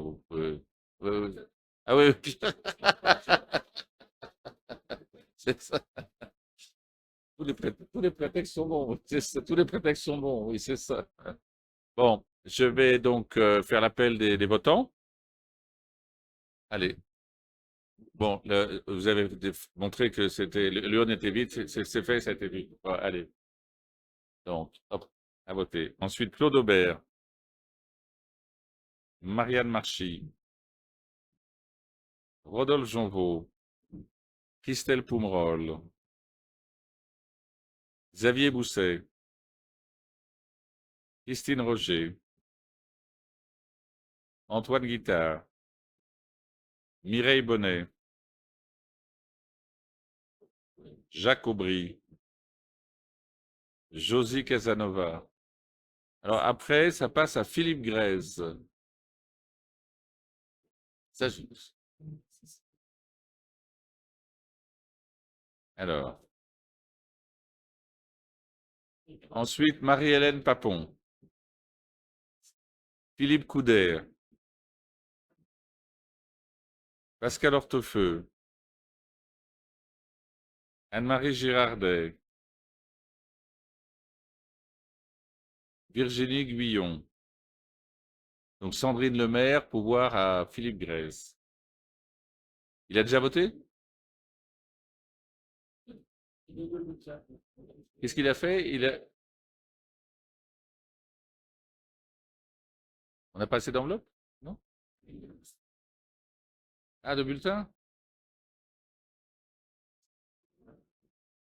Monsieur le maire, honnêtement, dans le code électoral, s'il l'écrit à la main sans faute, Oui. ça vaut bulletin. Oui, oui, oui, c'est ça. Bon.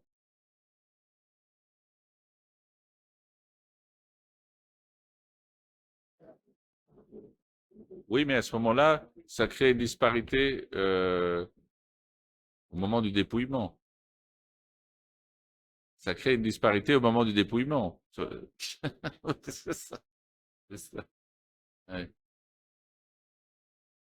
Non, non, on peut, tout à fait, vous avez raison. De toute façon, tous les bulletins peuvent parfaitement être manuscrits, hein, peuvent être manuscrits. Bon. Alors, il faut peut-être redonner la liste à Philippe Grèce. C'est bon? Donc, on était sur... OK. À voter. Ensuite, Marie-David. Géraldine Chex.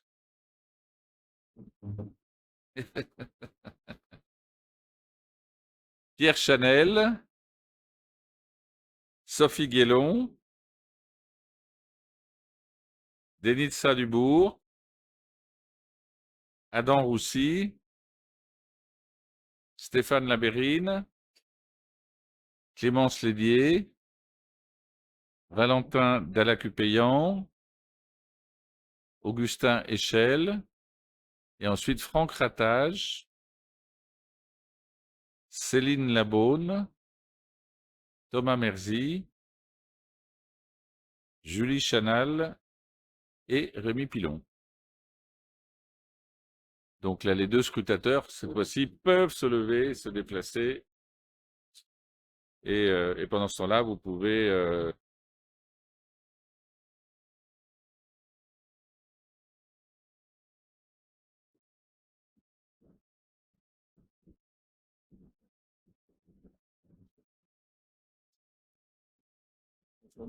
ça, on compte.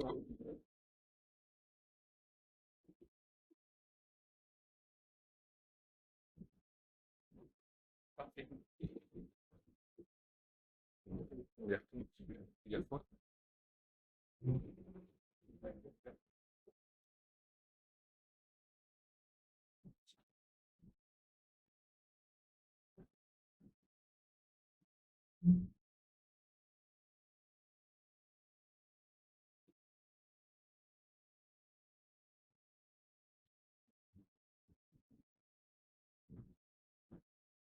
Un suspense, c'est ça, c'est bien. Alors,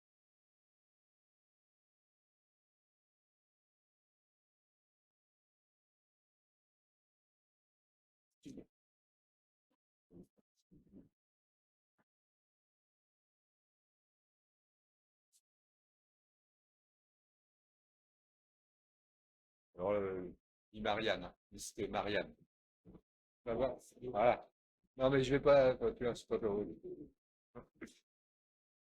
Après tout, elle est là, la Marianne Mystery, elle est là. Voilà. Voilà. Allez, Miss Marianne.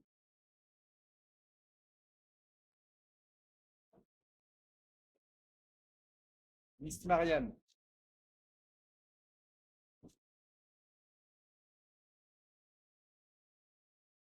Miss Marianne.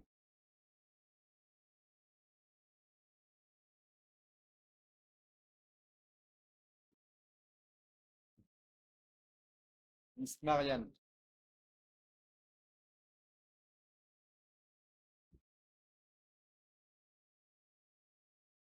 Miss Marianne.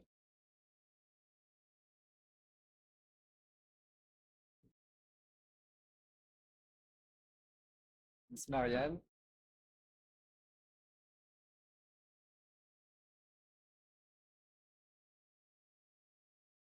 Miss Marianne.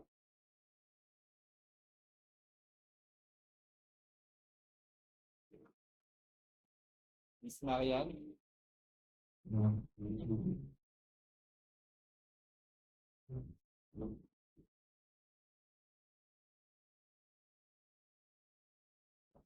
Miss Marianne. C'est bien, tu as de continuer. Ouais, continue. Miss Marianne. C'est beau. C'est tout. Regarde, c'est. Ça va devenir chez nous, on est tout. Il faut les plus drôles et les plus studieux. Miss Marianne.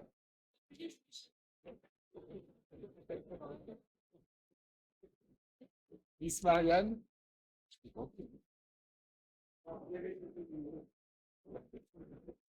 Miss Marianne. Et je vais tenter un changement. On est là. Sinon, et liste Valentin. Je vais faire en suivant maintenant. Liste Virginie.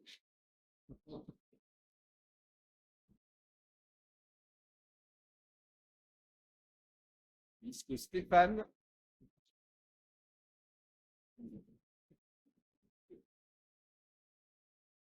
Liste Sandrine. Ah, et voilà.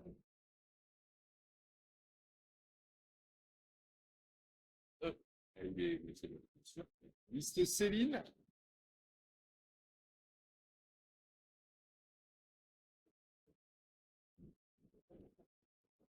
Liste Marianne.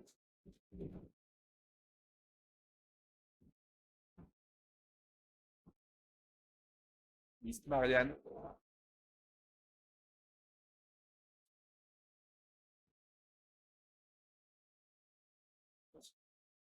Miss Marianne.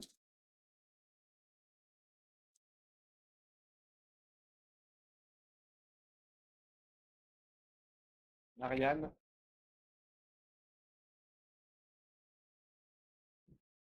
Marianne.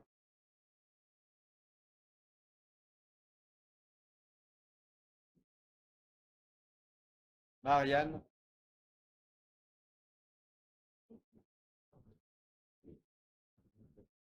Marianne.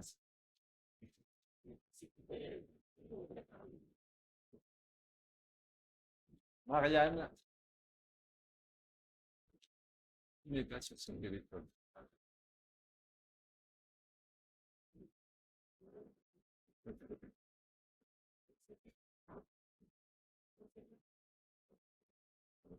Marianne.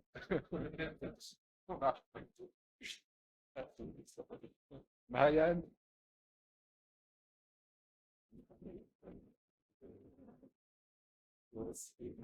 Marianne.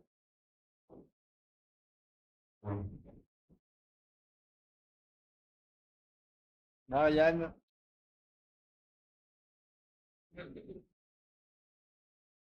Et Marianne. Il en reste un. Ah, il en reste un, pardon. Voilà, excusez-moi. Et Marianne. Hein? Je suis pioché 33. Donc 33, nombre de blancs est nul. 0, nombre de suffrages exprimés 33, majorité 17, 33 pour Marianne. Ouais.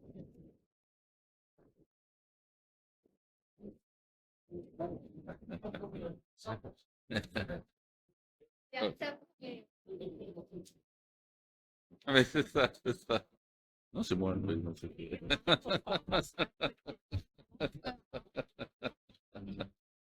bien. Oui, je vous rassure, le président du CCAS, c'est le maire d'office, hein. C'est marqué dans la libération, le maire président.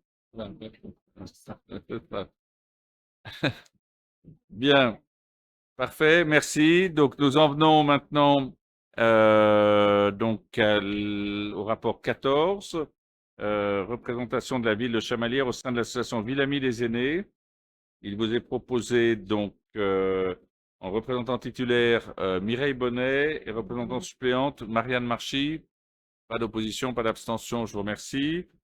Rapport numéro 15 au conseil d'administration de l'EHPAD des Savarounes. Il vous est proposé titulaire au CA Marie-Hélène Papon et titulaire au CA et au conseil de la vie sociale Valentin Dallacupéan.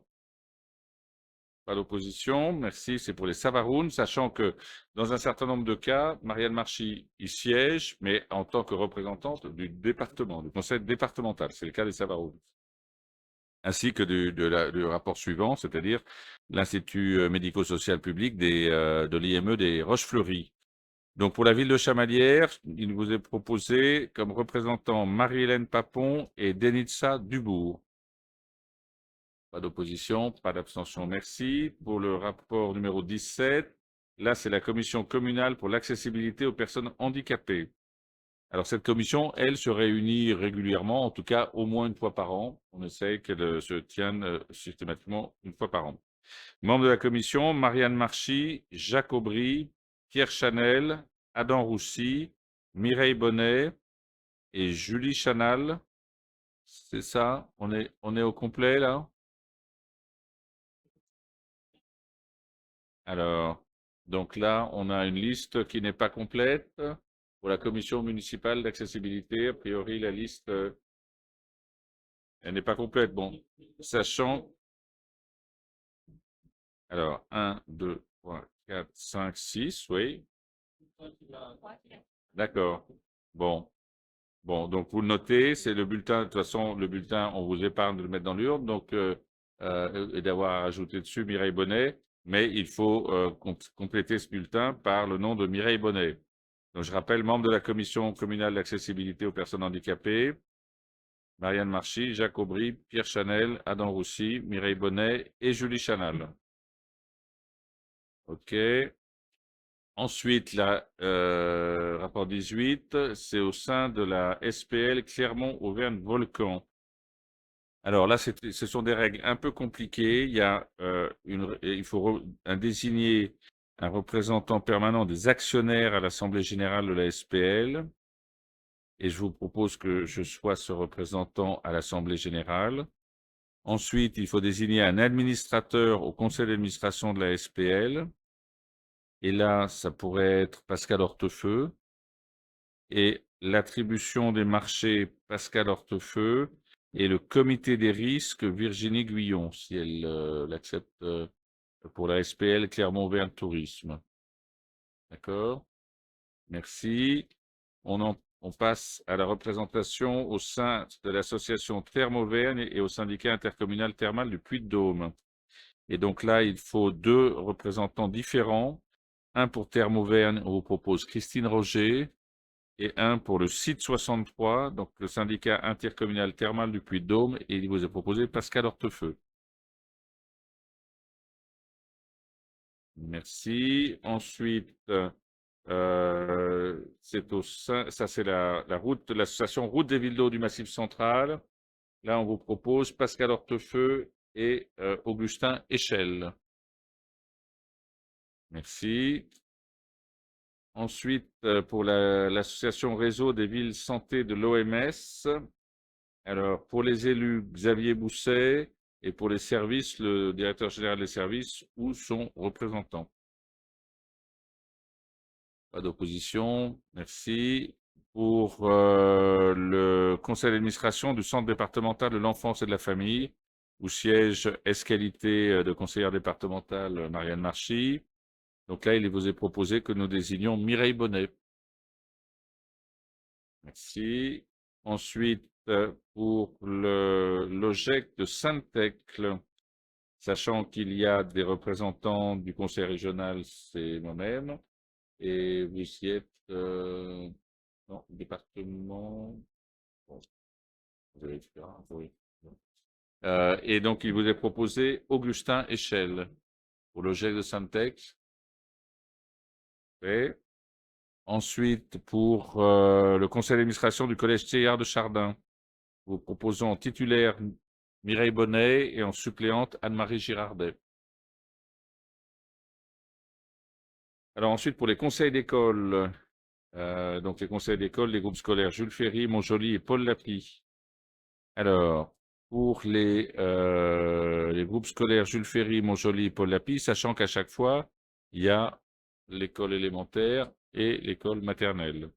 Donc, pour Jules Ferry, Mireille Bonnet, représentant le maire, et Denitza Dubourg pour représenter le conseil municipal. Pour Montjoly, pour l'école Montjoly, Mireille Bonnet, représentant du maire, et Anne-Marie Girardet, représentant le conseil municipal. Pour Paul Lapie, Mireille Bonnet et Denitza Dubourg. Sachant qu'il y a une réunion par trimestre de chacun des conseils d'école, multiplié par 2, élémentaire et maternelle. Ensuite, les représentations de la ville de Chamalières au sein du conseil d'administration du foyer des loisirs et de la culture des jeunes de Chamalières, donc ce qui est situé à côté de l'école Paul Lapie, dans l'ancien Mille Club. Là. Donc, il vous est proposé en titulaire Antoine Guittard et ainsi que Denitza Dubourg. Merci. Pour l'association Chamalières-Guéret Street, le comité de jumelage. Alors, moi, j'y suis de droit. Donc, le maire y est de droit. Ensuite, il vous est proposé, donc, Marianne Marchy, Antoine Guittard, Anne-Marie Girardet, Pascal Hortefeux, Josie Casanova et Rémi Pilon. Donc, ça, c'est le comité de jumelage avec la ville de Guéret Street. Je rappelle, c'est très important, que vous pouvez, à titre individuel, bien sûr, être membre du comité de jumelage. Il n'y a pas besoin d'être désigné par le conseil municipal. Si vous vous sentez intéressé pour participer aux activités du comité de jumelage, vous en devenez membre à titre individuel. Et je rappelle que ceux qui sont désignés, dont je fais partie, nous payons une cotisation annuelle au comité de jumelage. C'est une association qui a son propre fonctionnement. Et donc, quand on en est membre, quand bien même on est désigné par le conseil municipal, en général, le trésorier Jean-Pierre Colville se manifeste pour que vous soyez à jour, ou Marie Béraud, la présidente, pour être à jour de cotisation. OK? Ensuite, comité d'animation.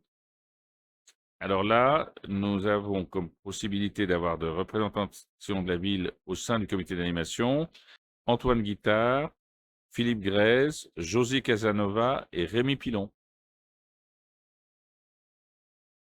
Ensuite, représentation de la ville au sein de l'association Commerce à Chamalières, nous vous proposons Pierre Chanel.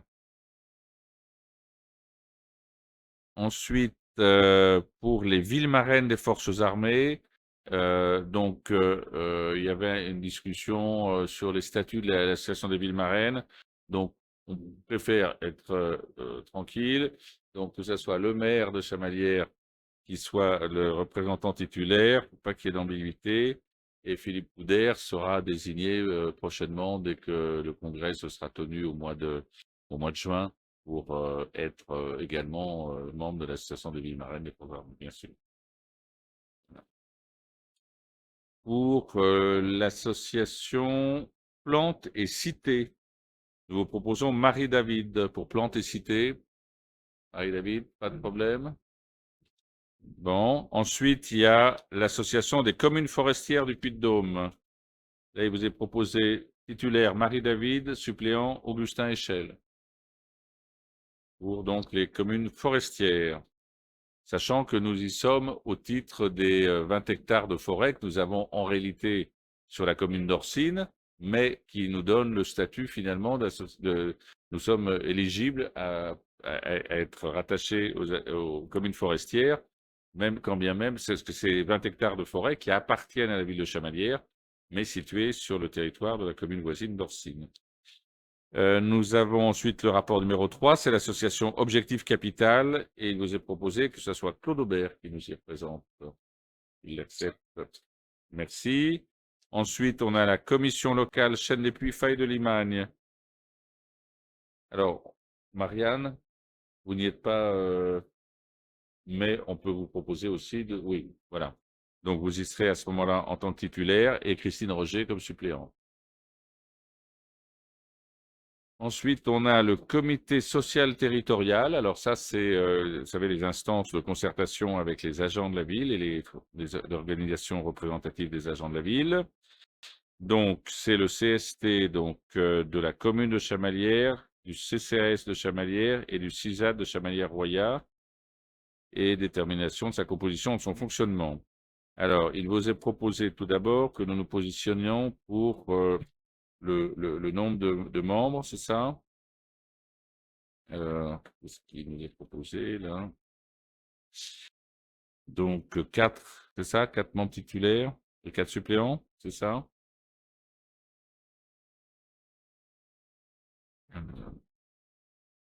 Donc oui, c'est ça. Il vous est proposé d'instituer ce comité social territorial, un commun au bénéfice des agents de la commune, du CCAS et du CISAD, de placer ce comité social territorial commun auprès de la commune de Chamalières, de fixer à 4 le nombre de représentants titulaires du personnel et en nombre égal le nombre de représentants suppléants. De décider le maintien du paritarisme en fixant un nombre de représentants de la collectivité égal à celui des représentants du personnel titulaire et suppléant. C'est le maximum autorisé, je crois. Ça marche dans les deux sens. C'est-à-dire que si c'est 4, oui, c'est ça, c'est ça. Mais nous préférons rester sur un paritarisme 4-4. Donc, c'est ce qui vous est proposé. De décider le recueil de l'avis des représentants de la collectivité et de décider en justice éventuellement au titre de ce CST pour tous les litiges liés aux élections professionnelles. Les élections professionnelles auront lieu au mois de décembre. Ça. Donc là, on est rentré dans le calendrier de préparation. C'est ça. Mais dans un premier temps, nous étant fixés par le conseil municipal, nous désignons nos membres. Les membres élus des agents du personnel restent en place jusqu'au mois de décembre. Et là, ça sera en fonction des résultats des élections. Donc, il vous est proposé pour les 4 représentants de la ville, 4 titulaires, 4 suppléants. Là, j'ai pas tout le monde là.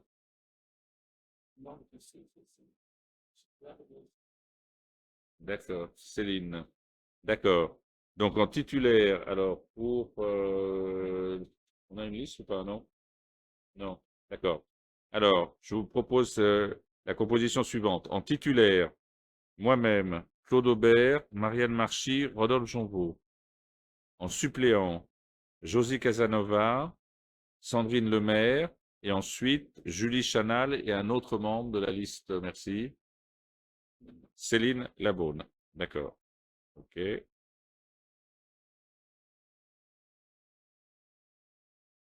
Entendu. Et on vous propose la même composition pour le F3 SCT. Donc, on reprend. C'est le rapport suivant. Donc, oui, vas-y. Oui, Louis, Thomas, juste une précision. Les suppléants viennent. Hein, je dirais donc, oui, voilà. Donc, en principe, les représentants du personnel sont 8, et donc nous, on est également 8. Voilà. Oui, Exact. merci, Le merci beaucoup. fonctionnement Effectivement. fait que, effectivement, bien souvent, les suppléants sont là pour les agents du personnel. Donc, ils sont souvent, les 8 sont là, 7 ou 8. Et ce qui fait que les suppléants, les élus peuvent aussi être présents sans pouvoir voter si le titulaire est là. C'est ça. C'est ça. OK. Et donc, composition identique pour le F3 SCT pour essayer aussi de rationaliser la tenue des réunions. Comme souvent, on essaye de les enchaîner, les réunions, pour que, comme ça, on a tout le monde sous la main. Donc, on vous propose moi-même, Claude Aubert, Marianne Marchy, Rodolphe Jonvaux, et en suppléant, Josie Casanova, Sandrine Lemaire, donc Céline Labaune et Julie Chanal. OK. Ensuite, nous avons le représentant de la ville au sein du Comité national d'action sociale, le CNAS. Là, il vous est proposé Claude Aubert, et pour les services, bon, ça sera Sébastien Forget qui représentera les services. OK. Ensuite, pour la représentation de la ville au sein du conseil d'administration du Comité des œuvres sociales, du COS. Donc là, j'ai une liste qui est composée d'Anne-Marie Girardet, Valentin Dallacupéan, Claude Aubert, Virginie Guyon et Rémi Pilon. Merci. Ensuite, pour le bureau de l'association de l'Orchestre d'Harmonie, Marianne Marchy. Donc Marianne. Ensuite, on a pour l'association à lire des auteurs.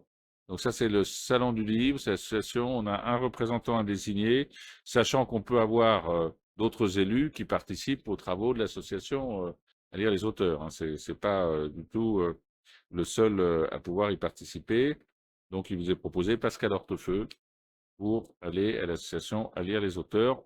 Et encore une fois, n'hésitez pas, si le sujet vous intéresse, l'organisation du Salon du Livre, vous pouvez adhérer à l'association à lire les auteurs. Nous avons ensuite la représentation de la ville au sein de l'association Volcadiva, qui est l'association organisatrice du festival Volcadiva. Donc là, je vous propose Christine Roger, Pascal Hortefeux et Josie Casanova. Merci. Ensuite, nous avons l'association Collectif Sportif Chamalières-Rois. Alors, on vous propose, vous avez la liste, donc Rodolphe Jonvaux, Adam Roussy, Xavier Bousset, Franck Ratage, c'est ça? Oui, Franck? Alors, c'est un drôle de conseil parce que je découvre que je suis doyen, et en plus un doyen raté. Et donc, parce que mon nom est mal écrit, alors je ne sais pas si ce bulletin est valable. Ah là. Ah là là. Alors, je ne sais pas comment je dois le prendre. Oui, oui, oui. Ouais. C'est ça. Il faut raturer. Allez. Ah oui. Ah oui, oui, c'est bon. Bon. Bon, donc on rectifie évidemment l'orthographe. Et au CA, donc on vous propose que ça soit Adam Roussy qui nous représente au CA. Voilà. Alors ensuite, nous avons un représentant à l'Association nationale des élus en charge des sports à l'Andes. Et on vous propose Adam Roussy pour nous représenter à cette association. Ensuite, nous avons les représentants aux commissions d'attribution des bailleurs sociaux. Donc pour d'abord Assemblia, Christine Roger. Pour Auvergne Habitat, Christine Roger. Pour Office, Christine Roger. Et pour CDC Habitat, Christine Rocher. Bon, c'est important que ça soit la même personne parce qu'en fait, finalement, c'est souvent des demandes qui peuvent arriver de différentes sources et il vaut mieux que ça soit le même représentant de la commune qui ait à gérer de siéger dans la commission d'attribution des différents bailleurs sociaux. Ensuite, on a la représentation de la ville de Chamalières au sein de l'association départementale d'information sur le logement, ce qu'on appelle l'ADIL. Là également, nous proposons Christine Roger. Nous en venons au fameux rapport numéro 49, avant d'aborder les 3 rapports qui nous ont été remis sur table. Donc le 49, c'est l'information sur les décisions que j'ai pu prendre. Et donc là, je vous donne lecture. En application des articles L2122, alinéa 22 et L2122, alinéa 23 du Code général des collectivités locales, collectivités territoriales, le Conseil municipal a délégué certaines de ses compétences au maire dans sa délibération donc, du 10 juillet 2020. Et j'informe le Conseil municipal qu'en fonction de cela, j'ai pu prendre des décisions. La décision 2026-04, c'est les tarifs des séjours pour les ados du 7 au 10 avril 2026. Décision en date du 2 mars 2026. 2026-05, c'est le tarif séjour des ados du 16 au 17 juillet 2026. La décision 2026-06, c'est les tarifs de la Chamaliéroise. Et la 2026-07, c'est l'acceptation de don d'une œuvre de l'artiste Marit Venstra, qui a fait une exposition à la Galerie municipale d'art contemporain et qui nous a laissé une œuvre. Je vous demande de prendre acte de ces informations. Je vous remercie. Ensuite, on en vient au rapport numéro le 50. C'est la représentation de la ville de Chamalières au sein du conseil d'administration du lycée Valéry Giscard d'Estaing. On vous propose en représentant titulaire Jacques Aubry et ainsi que Antoine Guittard. Non? D'accord. Ah oui, d'accord. Donc, Pascal Hortefeux. D'accord. Qui était dans le mandat précédent, non? Oui, c'est ça.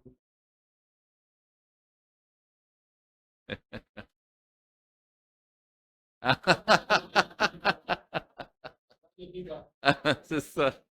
Tout à fait. Exactement.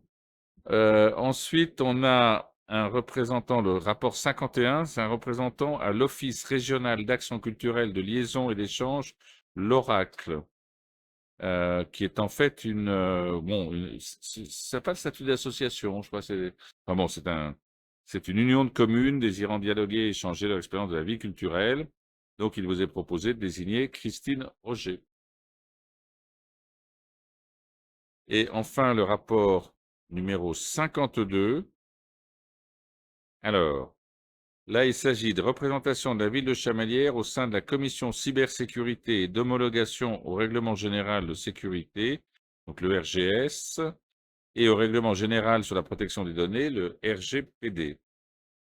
Alors, il est proposé au conseil municipal de décider que la commission cybersécurité et d'homologation au règlement général de sécurité et au règlement général sur la protection des données soit composée des membres suivants.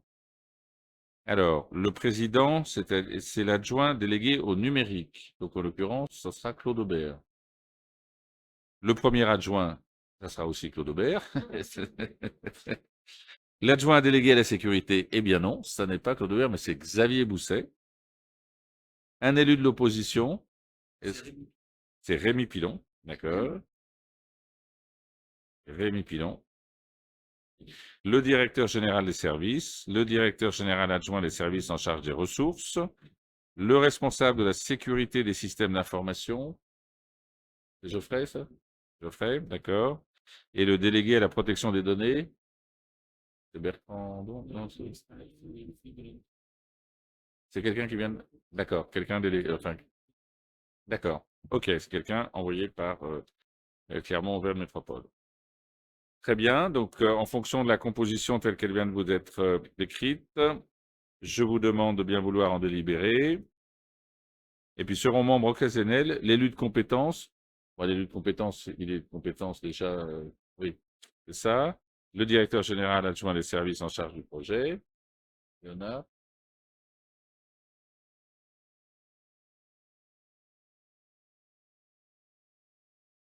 Ah oui. OK, l'élu. D'accord, l'élu de compétences du sujet évoqué. D'accord. Parfait. Donc, je vous demande de bien vouloir accepter cette composition. Y a-t-il des oppositions? Y a-t-il des abstentions? Je n'en vois pas.